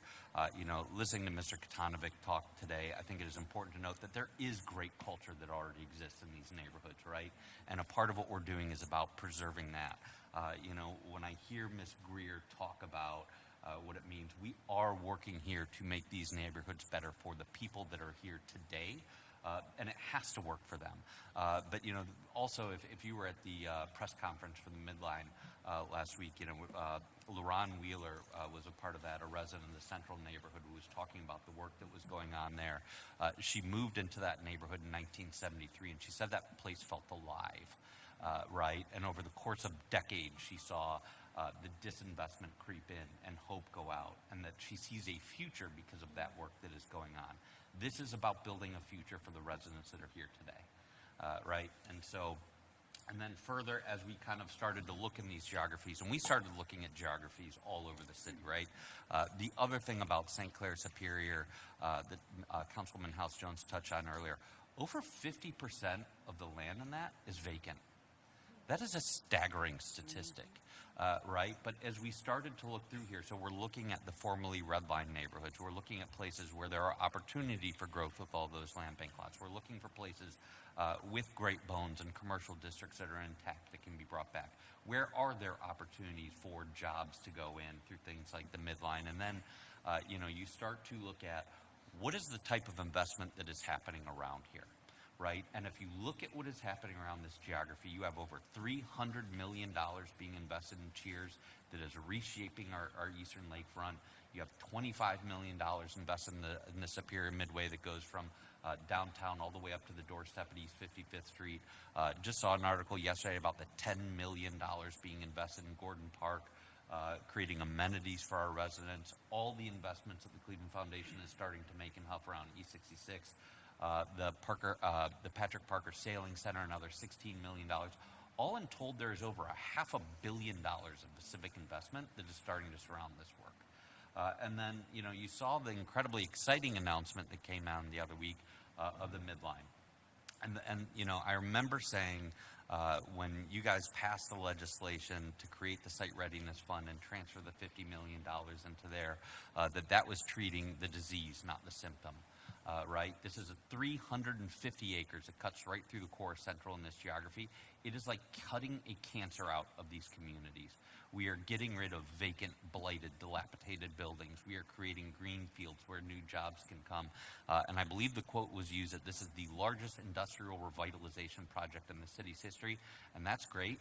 But this is sitting in the middle of the largest neighborhood revitalization project in the city's history. Over 1,500 acres of land that surround the Midline, right? You guys have heard me say over and over and over again, and I will keep saying it, we don't actually have an affordable housing problem in Cleveland. We have an income problem, right? So having something like the Midline that is going to provide high-quality jobs for people is incredibly important when we talk about housing, whether it is for the people that live there today and so that they can get those loans and fix up the homes they live in, or attracting new residents, right? Because if we do the things that are necessary for the people who live there today to have a community that they love living in, it's the type of place that people will also want to live in. And again, you look at this graphic, you look about the geography that we're talking about, also surrounded by the Opportunity Corridor, University Circle, Lake Erie, downtown. I think about all these investments and it's like, I have seen this movie before, right? We can either shape the way these investments work for the people of our community, or we can allow it to happen. I choose the former. right? And so as we talk about integrating development, know that as we stand here today, this is about pulling together all the weight and all the tools that we have to benefit the communities that need them the most, that we are talking about. Through this legislation today, we are looking at the form-based code that you heard earlier, working on a variety of tools to make our permitting faster, more efficient, more approachable and affordable. The mechanism for which we can actually make a lot of these improvements over the course of time through a TIF district, the same type of tools we're using downtown, we're using to benefit our neighborhoods. And then, as Councilwoman House-Jones also alluded to, kind of making some of these initial investments before that TIF district starts.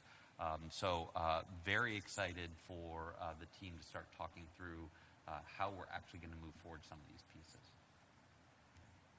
Ms. Martin O'Toole. Oh, no, sorry. Ms. Mersman. Good morning again, through the chair, Callie Mersman, Director of City Planning. We've already spent a lot of time this morning talking about zoning and form-based code. Just want to reiterate that this is really about making it better and easier for residents to invest in their properties, opening opportunities for small businesses to open in our neighborhoods, and cultivating truly walkable communities that do have the amenities that all of us want at our doorsteps and in our neighborhoods. Adam is going to walk through this in a little bit more detail, understanding that we've already spent a lot of time on the technicalities of the zoning code. But I just want to mention this area, especially with St. Clair and Superior as high-frequency transit corridors, with the proximity to downtown. This area has good bones with rich cultural history. It deserves our focus and investment. And we are very excited to be here today building on the recommendations from the ground truthing of land bank parcels that recommend future uses. The residents of this neighborhood went out and recommended that we're now able to fold into policy. Our goal from both the city planning side as well as the overall administration, and I think we share this with council, is that regulation and process shouldn't stand in the way of investment that we want in the neighborhoods. Our process and policy should be a guide, but right now we know that they are more prohibitive than they are helping folks to make the investments that they want to make in their homes and in our communities. And so this is our approach to changing that. Layering on a couple more things, with this last slide. Thanks, Tom. So you heard me talk individually about some of these streamlined applications. I'm glad we spent some time in the zoning hearing talking about the mortgage broker question. I feel like that's really important for the equity equation for existing home residents too. We spent also a little bit of time, Councilman Slife, on the Board of Zoning Appeals process, right? An always interesting stat in my mind is that over 80% of new single-family houses end up on Board of Zoning Appeals, which is just staggering. Right, like we have some core problems to really fix here, and here today, that's kind of what we're starting, right, with the pilot expansion areas, but also with the form-based RFP rewriting the rest of the rules for those audio-oriented industrial districts around town. We're aiming to get this really packaged and done. Tom, I think Tom. So this obviously is the map change before that we talked about as well. So.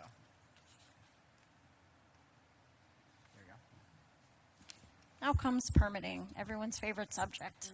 As you all know, we have spent the better part of 2 years working to reform our permitting process. The piece of legislation before you related to the Housing Innovation District is going to waive fees for permits for 1 to 3 family new construction and a 50% reduction in fees for multi-unit 4 and above. If we look at the past 10 years in the area that we're talking about, there has been very little housing development. And in fact, maybe 3 houses built by private individuals, and then less than 40 houses built by CHN Housing Partners for a lease purchase program. So that netted the city less than, maybe around $100,000 in 10 years of permit revenue. So we feel this is an important advantage to extend to people who may be interested in building homes, to incentivize them to do so. So we also know that speed is essential when it comes to building new homes. So when I've met with home builders, they say the same thing over and over again. Time is money. If it takes us more time to build, we're not going to do it. We're going to go to an area where we can build quickly. We have fewer barriers to do it. And so one of the ways we think we will refine this, in addition to working on modular housing, which, Councilman Harsh has been a big part of, we want to make it easier for people to build. And this segues into a discussion about doing a pattern book. And I just saw an article from the New York Times just last night about this, and this is something we've been working on here. One of the advantages of our new permitting system is we're able to have our electronic plan room where we can incorporate plans, pre-approved house plans, that will be very quick. People will just submit a site plan, and then they will get an express track to build without further reviews. This would shave potentially months off of the process, just like form-based code could shave months off of the process. And if you want to advance to the next slide, Tom, I think I have more on this one. Yeah. The idea, the idea of a pattern book is that, we have a choice of lots that are available to people, and we know that in this particular neighborhood, we have an abundance of them. We would have house plans that would be tailored to fit on those lots based on your budget. And so someone could simply make decisions and say, I'd like that house and that lot, and then they would be able to quickly and easily get to permitting and be able to build their dream home in Cleveland. And that's what we want, to make it easy to picture your next house in Cleveland, make it easy to do, eliminate the barriers and hurdles that make it very hard right now to do that.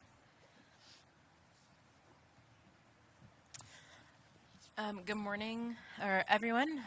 Jove Rose Bordeaux, Small Director of the Department of Development.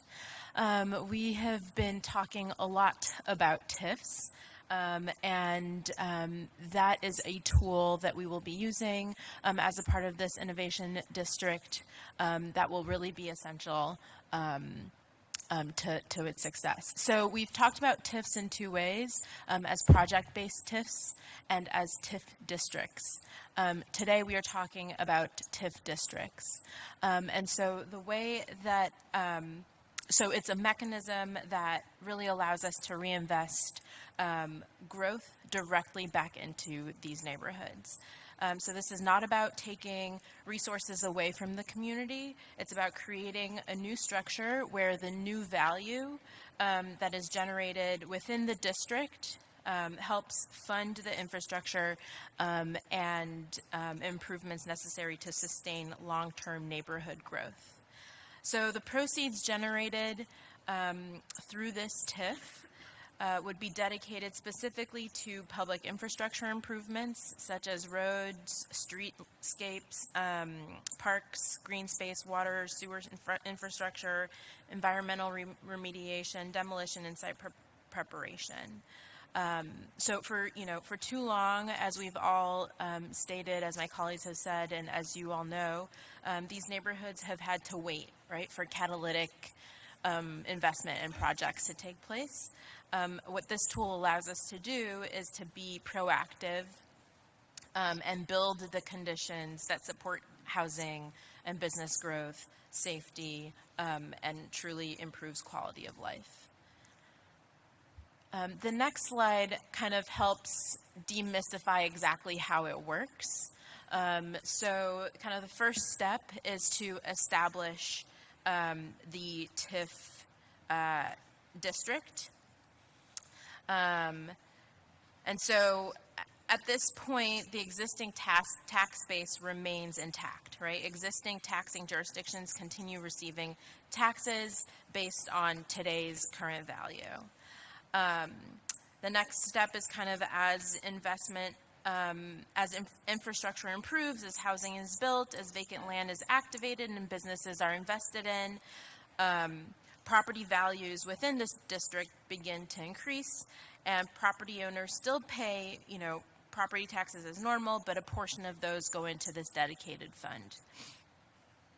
And then again, those funds are we're able to use them for public improvement and infrastructure investments. All right, so as we think about the geography where the TIF district goes, and legally speaking, this is all one TIF district, right? But we've kind of broken it out into two zones because I think that northern one where St. Clair Superior sits is largely residential in nature. The southern one, where the midline sits going through Central, is largely commercial in nature, and they tell some different stories. But all told, there are about a little over 1,500 acres between the two, which looks very big on the map. It's only about 3% of the city's land mass. And I think, as we look at that, and we mentioned there is a staggering amount of vacant land in here. So of those 1,500 acres, there's about $601 million of total real estate value. Over $266 million of that is tax exempt, largely because they are city-owned or municipally or county-owned, government-owned properties that aren't paying taxes, right? That is 44% of what's in there. It's also one of the things that makes it interesting from a TIF district perspective, right? If you can get new construction on those properties, it's like a double whammy. You're bringing them back on the tax rolls where there was nothing there before, and getting them active, which is very good for us. Now, also, and this part is amazing to me, you think about 3.2% of the land area in here. I remember I told many of you, downtown represents about 2.7% of the city's land area. About 40% of the income taxes for the entirety of the city come from down there. I think about 20% of property taxes are generated downtown. And you compare that to what is happening in the geographies that we just looked at, right, which is about 3% of the city's land area. That land is worth less today than it was 3 years ago. It is worth less today than it was 6 years ago. That commercial section is worth less than it was 15 years ago. Right. So, it was interesting when we talked about the TIF district and planning commission the other day, and that led a couple people to start reporting out on it. And Chris Quinn led a roundtable, and he said he wasn't sure that maybe it was risky for us to be looking at tools like this because there would be no one left to pay taxes. Guys, the risk is in burying our head in the sands and thinking parts of the city like this are just going to magically solve themselves and turn around. Right? Today, again, the school districts are losing on this land year over year. Metro Health, the Cleveland Metro Parks, everyone is losing money year over year. And for our residents, these are not wealth building areas. These are areas where you are literally losing money on an annualized basis. Right? And so we are bringing together the tools that are enabling us to actually get out of this. But when you look at what is possible from a TIF district scenario, we have started to really dig into, all right, what does stabilization look like? What does growth look like? So we modeled this a handful of different ways. And one, if we start making investments in infrastructure, and again, that can be everything from streetscapes, it can be things for lot prep, it can be targeted demolition and code enforcement, but also it can be things like the water and sewer line connections, right? I'm sure many of you dealt with in your community, if you just do a one-off, you try to build a new house, it costs you about $30,000 to replace one of those. So if we do work like that, that is lowering the cost of housing going in across the board. But we looked at just to get back to a 1%. So we're stabilizing things by making all these infrastructure investments. We modeled out 15 houses a year, right? So we're not talking about some pie in the sky. If you can just get 15 houses a year built up in here with about $200,000 in value, that accommodates the 15-year tax abatement, right? Just getting to that 1% mark, and that's about $50 million. If you start looking at, even with Cleveland Metropolitan School District, and we are having conversations with them right now about a school compensation agreement, but with the schools being kept whole, if you can get that up to 3% growth, you actually start getting some real investment in here, that can be worth upwards of $90 million over the course of time. So again, not asking you today about monetization of that TIF district, but I think that is where we'll have to come back and figure out where we're going to make these investments from. And then, with that, as I said, in advance of the TIF district, we've been spending some time of how do we get things activated with a pilot work in here, and so I want Adam to touch on that a little more. Thanks, Tom. Yeah, so you've heard a lot around policy about, our ideas on how to change this, but what else are we doing on a more project management basis of actually jump-starting some of this work in the neighborhood, right? Because there is over 2,800 vacant lots in this geography. Legitimately over half the neighborhood is vacant land. Sally mentioned the permits earlier. In the past decade, there's to reiterate a little bit of it, there have been only 30 new houses built in this geography also. 28 of those houses have been the CHN lease purchase houses. So legitimately, less than one hand's worth of new houses on the private market, kind of without subsidy, right? So working with the Mandel and Cleveland Foundations over the past few months, we are really concentrated on putting 20 new houses, both stick-built and modular, in St. Clair and Huff. We also are, as part of one of the ordinances in front of you, Councilwoman Santana, there is $750,000 from the Department of Development to help with this market pilot. 150 of that is towards the home repair program that we are starting specifically for this neighborhood too. So focusing on at least 10 renovated houses in this geography, and then also concentrating on, Joe Verse can talk about this, but concentrating some storefront renovation work too. So really displaying what City Hall can do to jumpstart some of this economic activity, but more importantly, we really want to create this as a model to replicate around town. Like, we really want to be able to take this effort with the infrastructure dollars specifically and pattern it around the city. Adam, you want to tell them where these pilots are taking place? Yeah, sorry, I kind of glanced over that. The in St. Clair, it's on East 67th off of St. Clair Avenue, and then in Huff, it's off of East 66 and Wade Park, essentially. Yeah. Thank you, Adam. Right, so as Adam mentioned, we will be contributing $750,000 towards these efforts, and that includes 2 storefront renovations. We've with our incredible partners, they will also be contributing I think a total of $2 million that we've been able to raise with some of our partners, and so that we can enter into an agreement with the county land bank to execute these dollars. And I think as we've been talking throughout this presentation, right, I know that the legislation in front of you is largely kind of putting in place mechanisms that are creating the funds necessary for us to do this work, and they are largely bricks and sticks in nature. But we know and understand that this has to work for the people that are there today. And so we have been having a lot of conversations with Ms. Miller-Tate on the Department of Community Development. There's not legislation in front of you, but figuring out ways that that department can start to get involved and shape this work as it moves forward. Thanks, Tom. So, we have a couple of different avenues of attack here. Really, overall, we're thinking of ourselves as sort of an expeditionary force. We're already in the neighborhoods, we're in the wards, we're in the community meetings, and our goal is really just to make the residents a part of this process, kind of bring them along. So the first of these is thinking about access to capital, so how we are connecting residents to mortgages, small dollar mortgages, home repair loans, utilizing our bank and CDFI relationships to promote low and no interest home repair loans that will really make a difference in how our residents are able to manage their housing costs and to build the value of their home over time. Doing some targeted land bank outreach. This has come up a couple times today, thinking about lots that are not buildable as infill homes. How can we get those lots in the hands of residents to help them increase their property values and to activate those vacant lots in the neighborhood? And then finally, our usual sort of resource access work, where we're working in partnership with St. Clair Superior. Our hope is to develop, a really regular cadence of workshops and meetings around topics like financial empowerment, housing, home repair, places where residents can learn skills and tools to build the value of their home. And really, ideally, this work is designed to help prevent resident displacement, to help current residents benefit from the changes that are happening around them.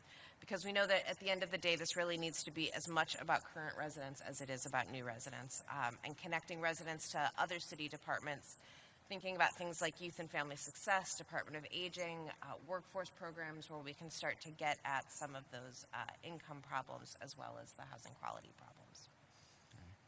Thank you, Erin. So, look, ultimately, again, the Housing Innovation District, it is not just one focus, right? This is about trying to bring the entirety of our system and the government together, because at the end of the day, I refuse to live in our world where our residents don't have hope for a better tomorrow, right? And I absolutely refuse to accept that our neighborhoods must be stuck in a state of perpetual decline. Like, we can bring these tools together. We can put together a system that both improves the lives for daily residents and like brings those neighborhoods up to the fact that they are contributing to the city again, right? And that is what this is all about. Again, I am incredibly excited for what is in front of us, and I think that is an important thing to note too. You know, snapping our fingers and passing this legislation doesn't mean that things are going to magically change tomorrow. This is not the end of the process. This is the beginning of one. This is about working with the residents in St. Clair Superior and Huff on really big changes over the course of time. But I am excited because I do feel like this provides a bright future for the people in these communities and for the city of Cleveland. Happy to answer questions. Thank you. Yeah, I do have a few questions. Can you time me? Yep. Okay. Even the chair gets timing. So just back to Taylor's comment, I just kind of want to open it up with a comment, and I've talked to you about this, Chief. When I first was elected, right, every council member is elected to service their neighborhood. And we all advocate for those resources in our area. But what I realized fairly quickly is that the need is great, and we continue spreading this very thin peanut butter all across our city, which doesn't change people's life. It doesn't help build wealth. If I could go back to ARPA dollars, I probably would have advocated for it to be invested in a different way. And so when I heard about the vision for this neighborhood, I was actually excited. I didn't feel at any point, how about my neighborhood, right? And I would tell you, my median income in my neighborhood is $43,000. I always say it's the most impoverished neighborhood on the west side. However, when I did drive down Councilwoman House Jones' area, all I thought to myself is, what resources do I have that I could help her ward? And it made me sad. And I remember Latinos migrated to that area in the 60s, so it was highly populated of Puerto Ricans. So what I'm sharing, I share that to say that we do need to start focusing on neighborhood, one at a time, and learning best practices, learning the pros and cons that we could then move on to the next neighborhood. So I'm excited about this effort. Hopefully, I'm not sure, maybe this is a question through the chair to the chief. What is the timeline? I mean, what do you envision how long this would take for you to start seeing transformation and, families thriving or building some type of wealth? So to the chairwoman, one, I appreciate those comments a great deal, and also want to make clear, right, like we have work to do all over the city, and we're going to continue to do that on a normal day-to-day basis, right? But we are talking about trying to figure out a way that we can really kind of pull a multitude of resources into one geography in a way that I think will bring them up. As I mentioned, this isn't like we're going to snap our fingers and tomorrow everything is going to change. But part of this legislation enables us to work with philanthropy and kind of front load some dollars that we can start getting some of that new investment starting this summer, right? So that people will start to see changes in the very near term on East 67th Street and on East 65th Street, right? Two kind of hard hit areas of investing in the existing homes that are there, on getting some new home construction that they haven't seen in a number of years, and fixing up some of those commercial storefronts at the end of the street. So that happens shortly. I think we have to have a much larger conversation around how we bring dollars to bear for the TIF district, right? That enables us to start making the bigger infrastructure changes necessary. And again, I think that starts to set the table for, again, how do we create communities that work for the residents that are there, that also then other people want to invest in? Because we're going to be setting the table for the private market here. Got it. And Chief, I've heard this number, $3 million is what economic development, community development get, right? Yeah. So when we're establishing this district and we're putting resources, does it take away from other wards receiving or having access to these dollars? So, Councilman, no. And that's what I was trying to say, right? Like, this is where, if you look at, again, that kind of the slide that shows, wrong direction, right? right? This is roughly what that value of that TIF district looks like. So if we can figure out a way to kind of create a $50 million fund and monetize that, and there's a lot of different ways that we can do that, that enables us to use those resources to start making these investments. And that's kind of the nice thing about a TIF district, generally speaking, right? That kind of keeps it off the other general fund dollars. Because like I said, we know that we have to be responsive to and meet the needs of the community throughout the city, and we're going to continue to do that. But this allows us to kind of capture what we believe future growth is going to be in this area and reinvest it back in that community directly. Got it. And then my last question is through the chair, maybe to Director Martin, Sally Martin O'Toole. I know that I saw on the slide it said like you're forgiving permits, but it only says new construction. What if a resident wants to do a porch? You know, do they have access to that same resources? Councilwoman, Madam Chair, it is for new construction is what we're proposing in this legislation to really spark that process with all of those vacant lots. Typically, the traditional home repair, it's not a very high dollar amount for a permit, but I do understand your point. Got it. So like if a resident's getting a garage, now that maybe the banks will be,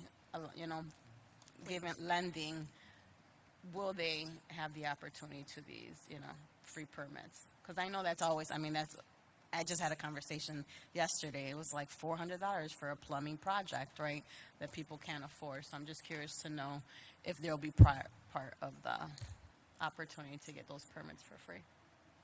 It's a good point, Okay. Councilwoman, but for this, we're trying to spark the new construction.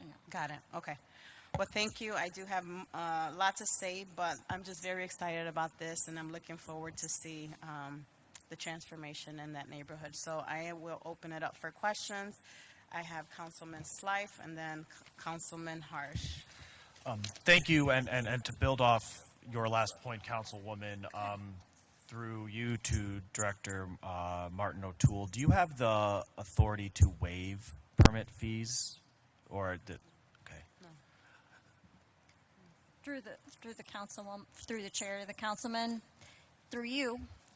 Okay, I random thought, but perhaps we should research the ability to come up with a waiver based on income so that people who have a $400 plumbing permit need but have difficulty affording that may be able to get the permit without having the permit be an obstacle citywide. I don't know what that would be, but I think we could all maybe agree that there's a need for that. Through the chair to whomever, the innovation, the housing innovation project, I presume is the Ordinance 675 with the county land bank. Is that correct?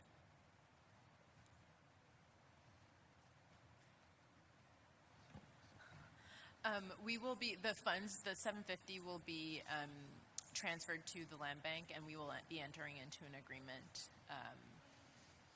with them to administer those funds. Is that, and then could you characterize the relationship between the land bank and philanthropy then with the design of that program? So the land bank is essentially the fiscal agent in that. Okay. They're accepting funds and kind of paying the variety of vendors that kind of come through this. Is the county land bank through the chair also receiving funds from philanthropy? Yes. Okay.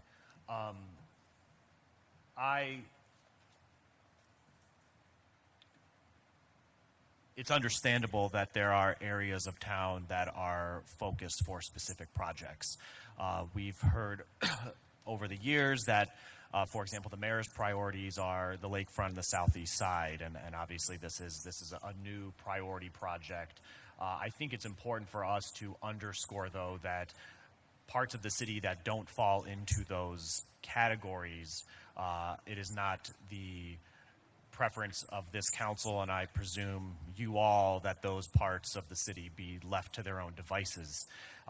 It's just there are express needs and systems that we are having to resolve that cause us to put an additional degree of focus in certain places.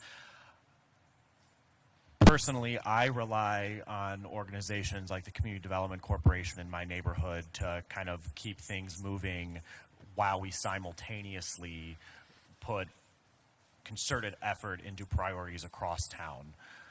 However, I'm of the fervent opinion that our alleged partners at Philanthropy right now do not have that same perspective, and I am not frustrated that they have recognized a need, specifically Mandel and Cleveland Foundation, to partner and to put resources towards this part of town. This is a part of town that is chronically underinvested.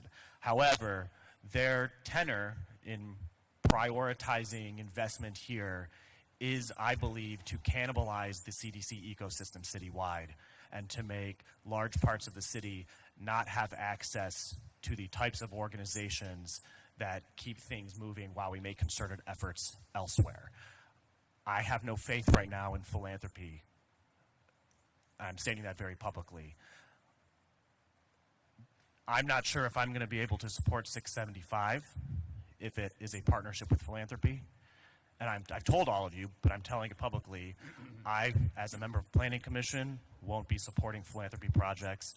I, as a member of the Sites Fund, won't be supporting philanthropy projects until philanthropy has a conversation with this body about their needs to recognize needs citywide. So that's a statement. Final question.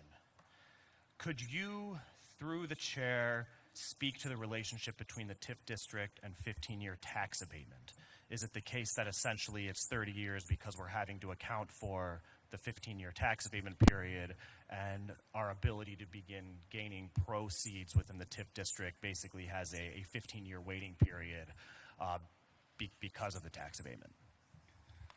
So through the chair to Councilman Slife, so one, the 30 years is actually the maximum allowed by law. But as we started to look in this, we did take into account, you know, again, if you look at the 2,000 plus lots that are available for development, St. Clair, Superior, almost all of those are housing in nature, right? And so you are looking largely at new housing that comes online there. So we did factor in, you know, the city's policy, which includes a 15-year as of right tax abatement in opportunity neighborhoods, and creating the numbers that we arrived to there. So it was kind of taken into account.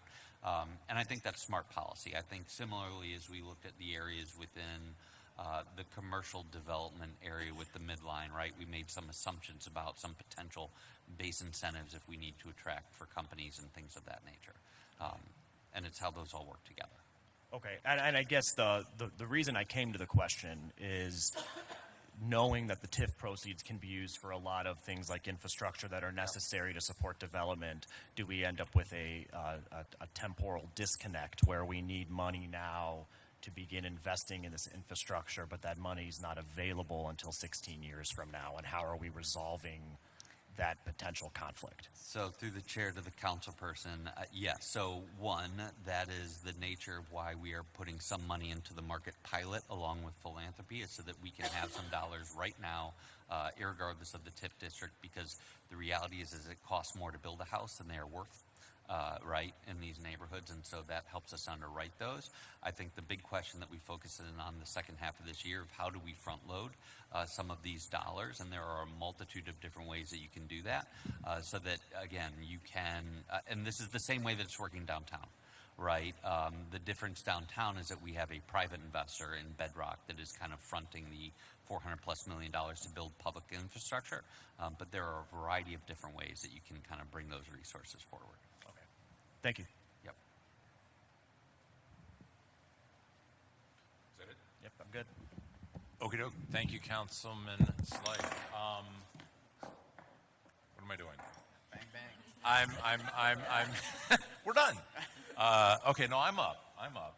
And you left, sorry, I'm getting some interesting information. You left 2.5 minutes. All right.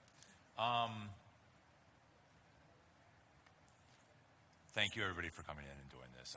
So I will delete and start my time. Cool.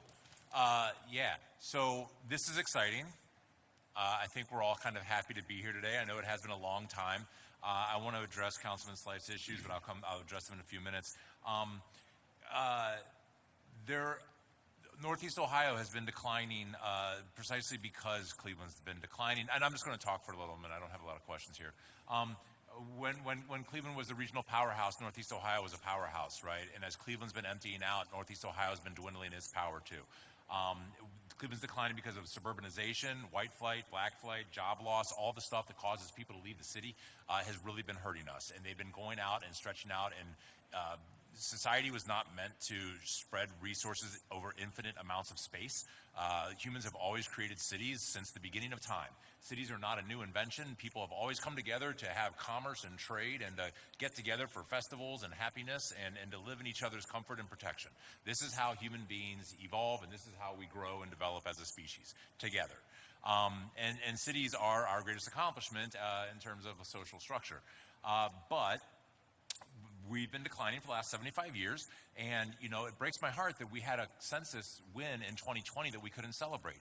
Because in 2020, we found out that the west side of Cleveland is stabilized. The west side of Cleveland lost 1,000 people between 2010 and 2020. And with a side of town of 175,000 people on it, 1,000 people lost is kind of a statistical blip. It's not really anything to be panicked about. We've kind of largely successfully stabilized the west side of Cleveland, but we lost 25,000 people on the east side. So there were no champagne corks going off. We could not celebrate because the city is still declining, and the city needs to stop declining. We need to stop losing people, and we need to stabilize our population and then start growing. The west side largely stabilized because of the efforts of CDCs. Let's be honest, it was the place-making efforts of Gordon Square. It was the place-making efforts of focusing the right school investment and building neighborhoods that people wanted to live in Tremont and Ohio City that kept our population stabilized while the city didn't have a whole lot. I mean, we invest a lot in the west side market, but for reasons we understand. We don't have the same investment or ability to stabilize the east side, and I feel like this is the best effort that we've marshaled, putting all hands on deck to try and redevelop and restabilize and reinvest in the east side of Cleveland. And I think that this particular area, the Huff, St. Clair Superior, near east side, if you will, is the most critically important because of the midline, because of the health corridor down Euclid, because of the existence of a job center known as Cleveland Clinic already existing. We need to build around our assets. And I think that everybody is sort of congealed around this concept, which is the right concept. Go where your strengths are. Turn your weaknesses into strengths. This was before he passed away, something Richard Peparian and I talked a great deal about. You find your biggest weakness and you figure out how to make it a strength. And one of our biggest weaknesses is vacant land.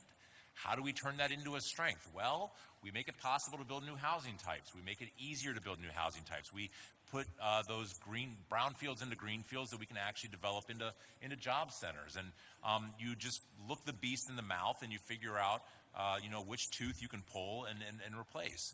And I think that's what we're doing here, and I feel really good about this as a giant effort.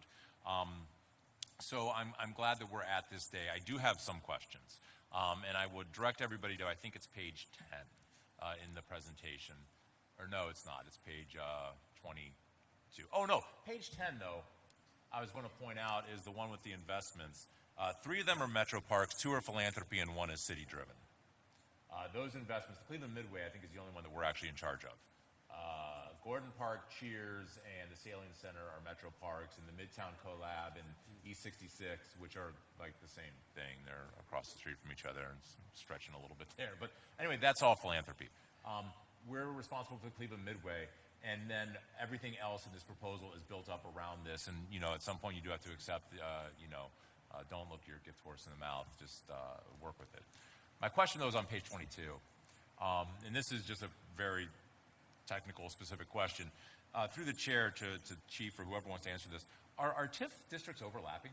It looks like the green and the purple share common parcels, yet they ought to be different TIF districts. Can you tell me am I reading this one wrong? So through the chair to Councilman Harsh, as I mentioned, legally speaking, this is actually, we're creating one TIF district. We kind of have been segmenting these out because I think that there are some interesting anomalies within each one that we were kind of looking at the nuances is, but it is one TIF district. Okay, so we just call it the north and the south because we're looking at, it's big enough to separate. Yes, and they require different types of investment as we think about like infrastructure, right? I think that as you look at that northern section, they are primarily residential in nature with a lot of the things that we need to do. Okay. Again, I mentioned with the midline and that kind of southern area, we're looking at like kind of a different level of infrastructure investment. So it's been helpful for us as we kind of dig into the minutia. Okay. But it's one TIF district. Okay, then on page 24, so when we, so when we look at the net benefits of the Housing Innovation District, you've got it broken down in north-south because of the difference between industrial, commercial, and residential land. Yeah. So here's the basic question. Doing nothing, we know what to expect. Yes. Right? We know that we can expect the status quo, continual decline, disinvestment leads to more disinvestment. This is an effort to do something. There are basically what I'm looking at is 3, 4, 5, 6% or varying degrees of potential success. Yes. The 3% would be I think, is 1% growth our baseline right now? Yes, that is what we're showing, yes. Okay, so we don't have projections for if this whole thing fails. We only have projections for 3%, a modest success is the first projection. So through the chair to Councilman Harsh, I think as we looked at this, Julie Lamb, who is helping us at Allegro kind of analyze this, I love she said, this is kind of like a public service announcement for compounding interest. I think when we think about that 1%, we're getting to exactly what you talked about, which is stabilization. And if we are investing, $50+ million in public infrastructure over here, we damn well better get to stabilization, right? Which is just that kind of 1%. And it doesn't take much to get there. It's actually very interesting. If you look at the slide here, and again, some of the anomalies, the total of residential land within there is like $135 million, which is tax exempt. $13+ million of that is in one property. It is an apartment building owned by CMHA, right? And so that's a $13+ million valuation. So it kind of goes to show if you could build one multifamily structure in this area, what that can do to raise values around it. In the commercial side of this, there's also around $130+ million of which is tax exempt. $125+ million of that are in 10 properties. It's like the city of Cleveland owns like a truck depot, like it's a handful of these things. That's what's so fascinating about this geography. It does not take much of turning this vacant land, like you said, from a disability into an asset. Right? When you put it back into productive use, it has a huge swing on these valuations on the other end. Yeah. So again, if we're making public infrastructure investments just around the midline, things of that nature, what that should do to surrounding properties should be pretty significant. And it's interesting. Oh my, this is weird. Okay. Anyway, so it's interesting too because we have really interesting data from like the Euclid Corridor investment, where we know that investment in public infrastructure actually does stabilize property values and then the tax returns you get off of that. And we have really interesting data from downtown too, from efforts in downtown investment that has stabilized. And we have great concerns about downtown property values. We have legitimate, real, not good looking things happening. But that doesn't mean that we can take our eye off the other issues where we have momentum. So, I think that one of the reasons I'm comfortable with this is that the worst possible projection is that we get something greater than nothing. Yeah. In doing this, if this effort doesn't get us to the 3, 4, 5, 6% yield, we still get something more than the zero we've got generated now. And if we do nothing, we know exactly what we can expect, which is further decline. So sometimes you got to step up to the plate and take a swing, right?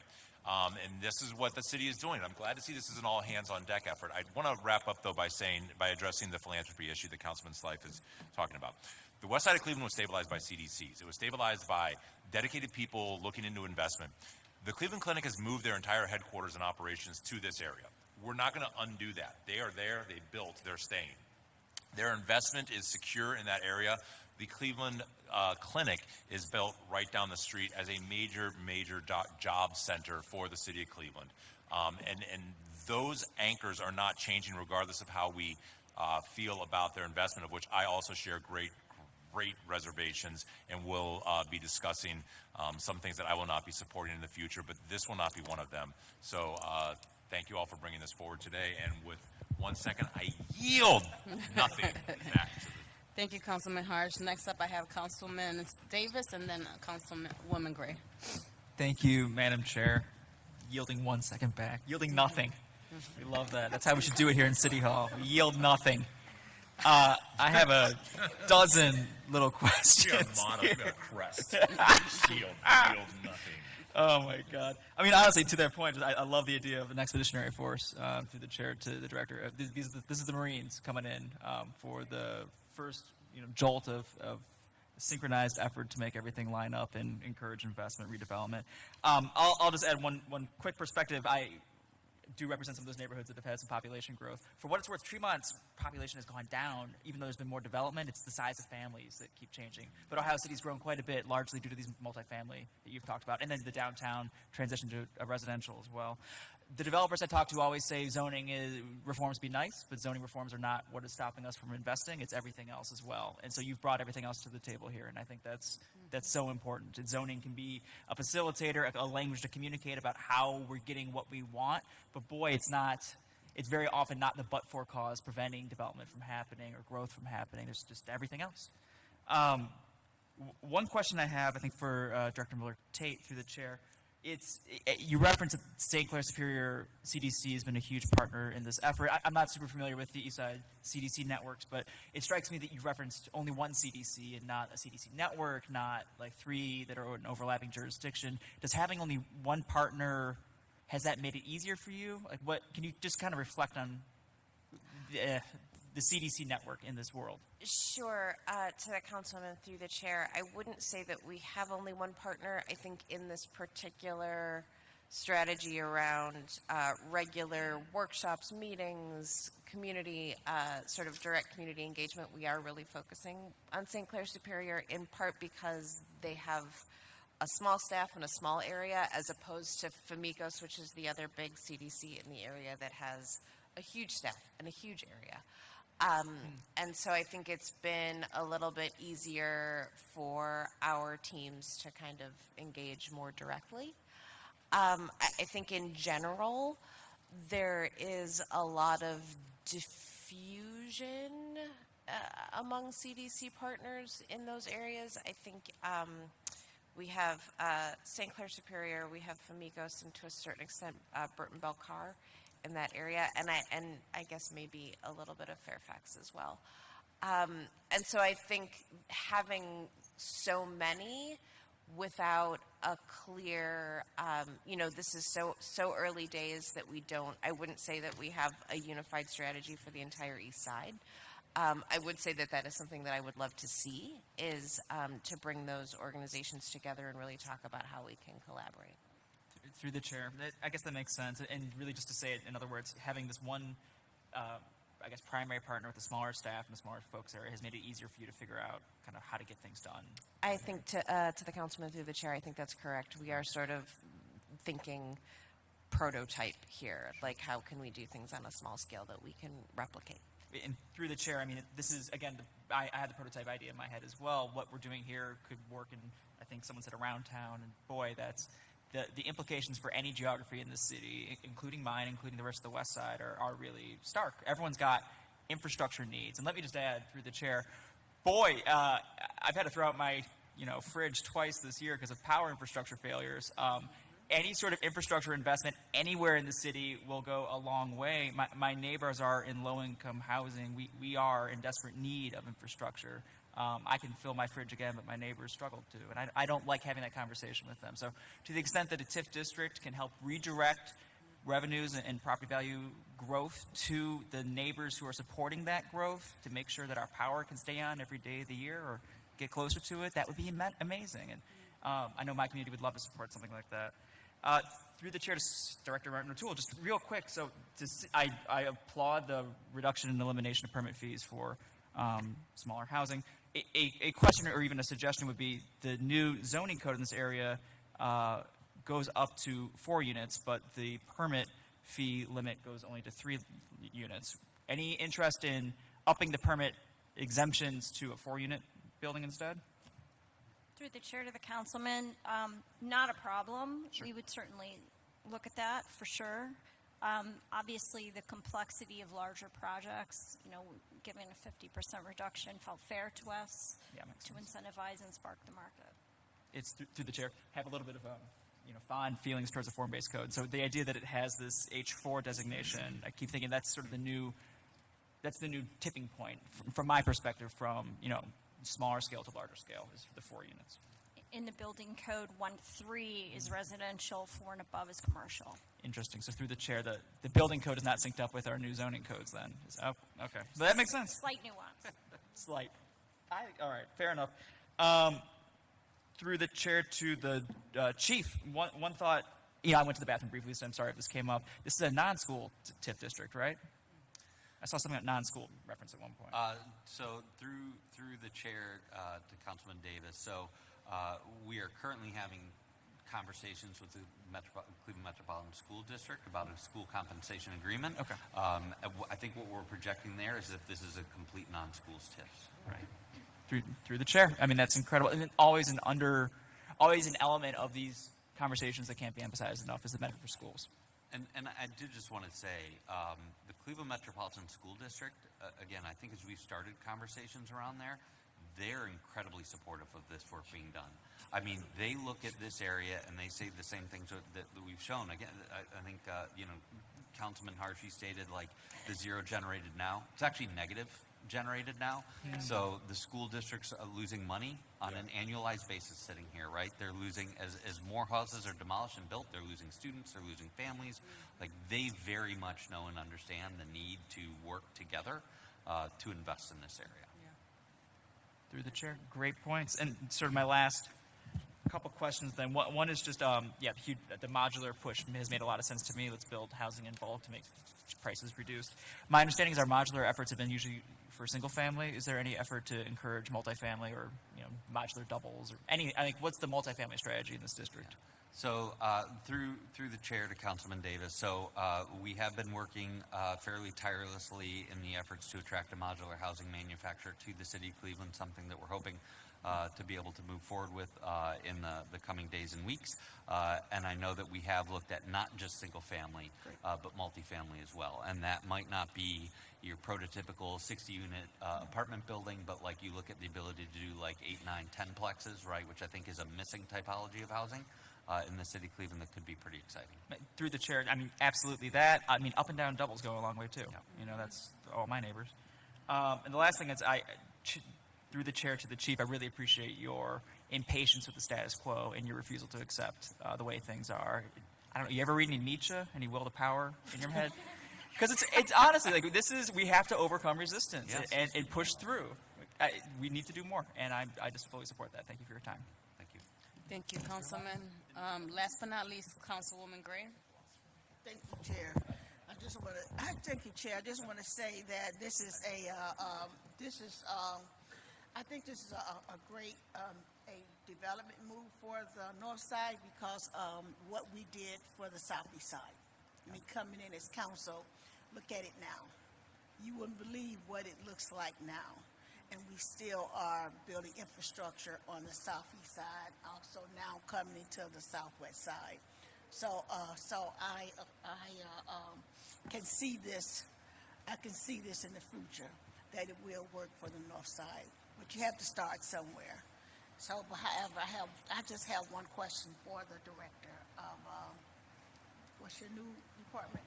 Economic Department of Development. Department of Development.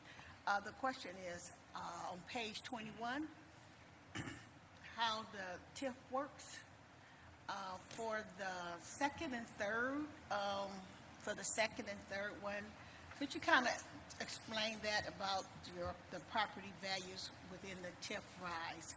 Property owners continue to pay property taxes, but a portion of the taxes come from that increased property value are contributed to a separate fund. Could you kind of break that down? Yes. Yeah, absolutely, Chair to Councilwoman. Director. So when the TIF district is in place, that kind of establishes like the base value, right? That's like when the value is locked in. As investments happen and new building and new businesses and new infrastructure is put in place, the tax value increases because of those improvements. That increase is the increment, and a portion of that increased of those increased tax dollars goes into a fund that we then use to pay for the infrastructure improvements. Is that? That's not quite clear. This is not my expertise. But however, could you kind of repeat that, because I'm still not So kind of through the chair to Councilwoman Gray, maybe a good way is Ms. Mersman, on a project basis, here's an example, right? And just think about it. So think about the corner of West 25th Street and Detroit Avenue in Ohio City. There's a new apartment building there, right? And so again, this is a project-based TIF, but that parking lot was worth, we'll say, about $100,000 before it. And so they were paying taxes if it was $100,000. They then bought it for about $500,000. So 5 times more taxes were being collected, that day than it was before. And then they invested $60 million into that corner, right? And so as that property value gap goes up, right, they make what's called a payment in lieu of taxes. So they're making the same payment as if it was a $60 million property. That then that payment in lieu of taxes goes to the county. And when they distribute it back, it comes back in. And in that case, it's reinvested into the project. In a TIF district, we are taking any of that value that increases, and we are reinvesting it in the neighborhood itself. And it can only be, and that is the primary difference between a TIF district like downtown and what you guys typically hear on like a project-based TIF. It can only be used for project infrastructure. And in this case, it can only be used for infrastructure in the neighborhood that the value is being generated in. So, one thing that I say all the time when we do this work, and make no mistake, it is complicated, right? But we cannot put a glass cap on disinvestment. No one is benefiting from that.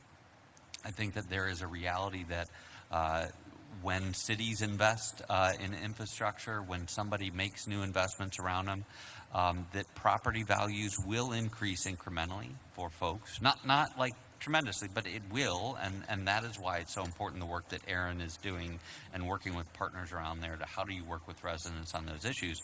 But at least at this point, we're capturing that increase, and we're putting it right back into the neighborhood that they live in, right?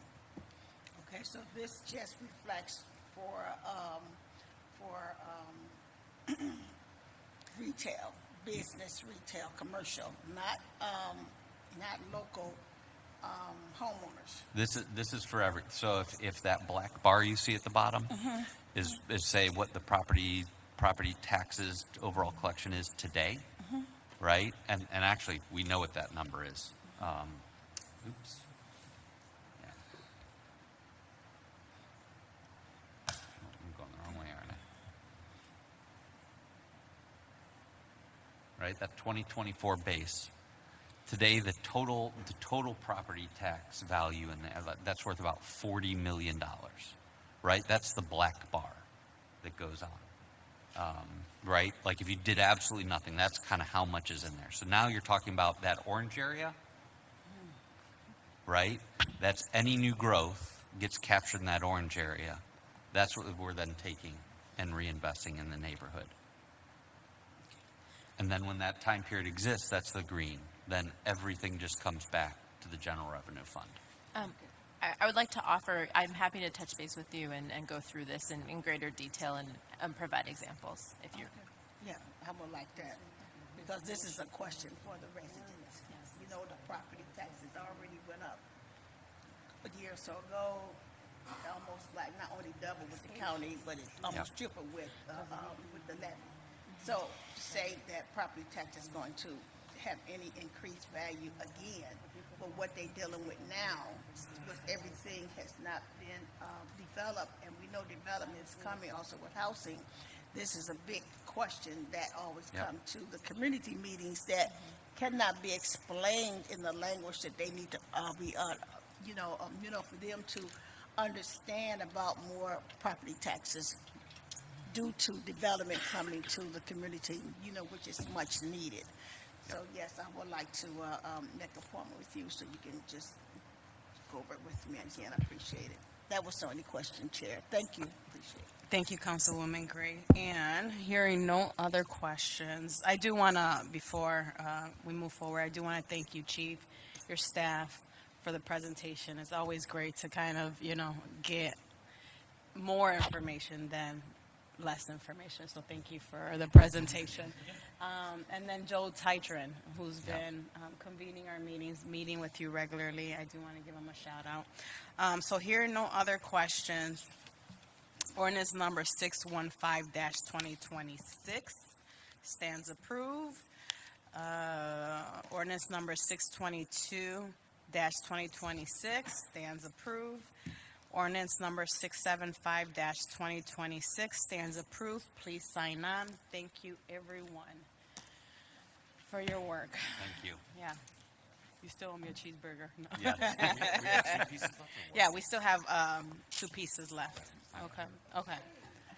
Go ahead. Thank you. Who's staying for these? I'm not leaving. I just have to go. So I have 665-2026 for the 500,000. Who's okay? And then 661-2026. Who's presenting on that one? Okay, so both of you guys. Okay.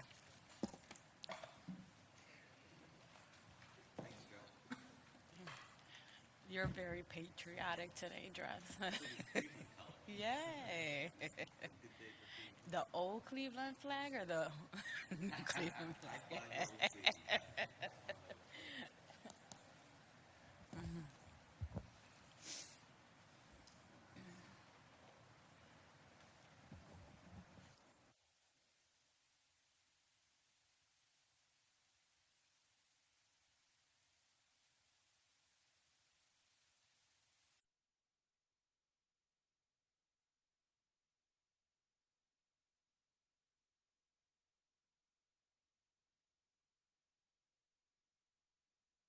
So let me read this then. Thank you, Chief. Ordinance number 665-2026 by Council Members House Jones, Santana, and Griffin, an emergency ordinance authorizing the Director of Development to enter into a grant agreement with Northern Ohio Recovery Association or its designee to provide economic development assistance to partially finance the construction of 2 duplex buildings located at 5342 Stannard Avenue into recovery and permanent housing units. Director. Thank you, Chairwoman. Today I have with me Carolyn Dreyer from my team who's been working on this project. And I would like to note that this is in Councilwoman House Jones's ward and she does support this. Okay, perfect. Thank you.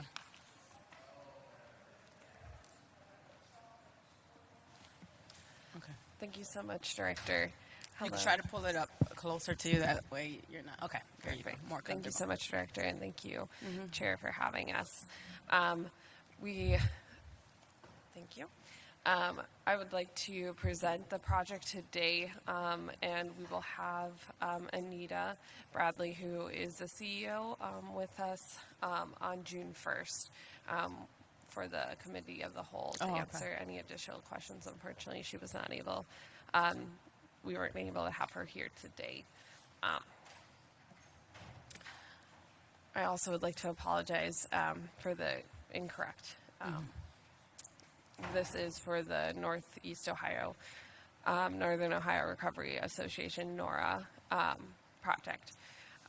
This, we will be looking at constructing 4 units, 2 duplexes at Stannard Avenue. This is in, Stephanie House Jones, Councilwoman Stephanie House Jones' ward. And we are looking to do a grant of $500,000 of Core City 1 grant to help construct those units, which will be for families and individuals who are impacted by substance use and co-occurring mental health disorders. Northeast Ohio NORA is a nonprofit organization dedicated to supporting individuals who are going through recovery. And they've been a great partner in that community for a number of years. and yeah. So it's not Birthing Beautiful. That's No, what, it is okay. not. So it's Sorry. not, I was going to say That- we already passed something with Birthing Yes. Beautiful. Okay, yes. so it's not okay. That would be my mistake. That's okay.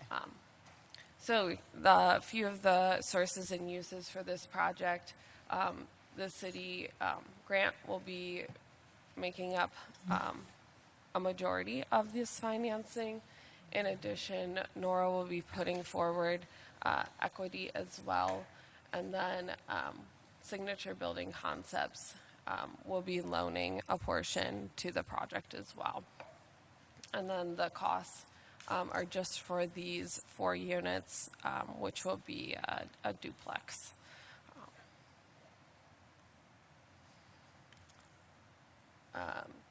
Also important to note is that it will create 6 new jobs, and the Nora will be responsible for entering into a workforce development agreement for those. In addition, they will be and retaining 18 full-time jobs as well. We estimate that to be an annual payroll of about $300,000 for those newly created jobs, and then an estimated income tax of $7,500. Those additional community benefits and requirements, they will have a standardized CBA, which is already signed, and they will be doing that workforce agreement as well as part of the grant.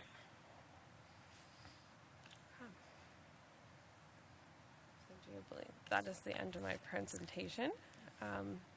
Okay, thank you. Are there any questions? So on 500,000 for forgivable loan, don't have to pay back, right? It is. It is a grant. Yes. Okay. I don't have any other questions. Any of my colleagues have any questions? No? All right. It's easy for you. Ordinance number 665-2026 stands approved. Please sign on. We'll see you June 1st.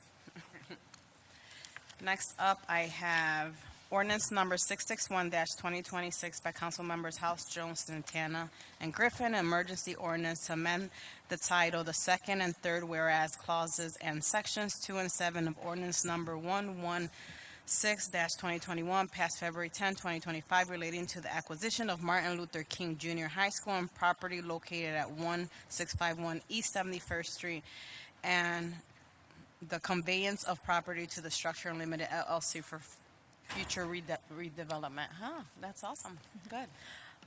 Chairwoman, thank you. I'm joined here with Matthew Newton, who is a rock star on our asset redevelopment team. There has been an ordinance passed previously authorizing the Director of Community Development to accept the MLK High School from CMSD and then sell it to Structures Unlimited LLC. We recently restructured, and so we are here to amend the ordinance to allow for the Director of the Department of Development, myself, to execute that agreement. All parties are ready to move forward. Got it. So we already have a plan in place for this site? Absolutely. That work? There we Yes. go. Yes, absolutely. To the chair. The project team for this site, the developer already has all funding in place and is ready to move forward with transfer as soon as this legislation allows for that. Got it. And what is the plan? Is it apartment buildings or? Yes, to the chair. I don't have the exact unit count right off the top of my head, but yes, multifamily apartment building. Got it. So I'm sure they have to come back to us for us to review, right, the plan in place, or unless they, I mean, maybe they don't need any funding. So That's right. If it needs funding, then it'll come back to yes, us. we will be back. to the Okay. table. But I would also be curious to see the plan, even if they didn't require funding. And Councilwoman House Jones is in support? Yes. Okay. Councilman Slife? Yes, are there other pieces of legislation that would need a similar amendment with the department change? My assumption would have been that there was as a sort of things carried through, I'm wondering if we need standalone legislation clarifying that all authority given legislation to economic development is now to development. Through the chair, Councilman, that is correct. We are currently working on legislation with law to kind of pick up the pieces that were missed with the initial ordinance. Okay, thank you. Okay. That's it? Okay, hearing no other questions, ordinance number 661-2026 stands approved. Please sign on. And this comes to the end for development, planning, sustainability, and we will adjourn today. See you June 1st.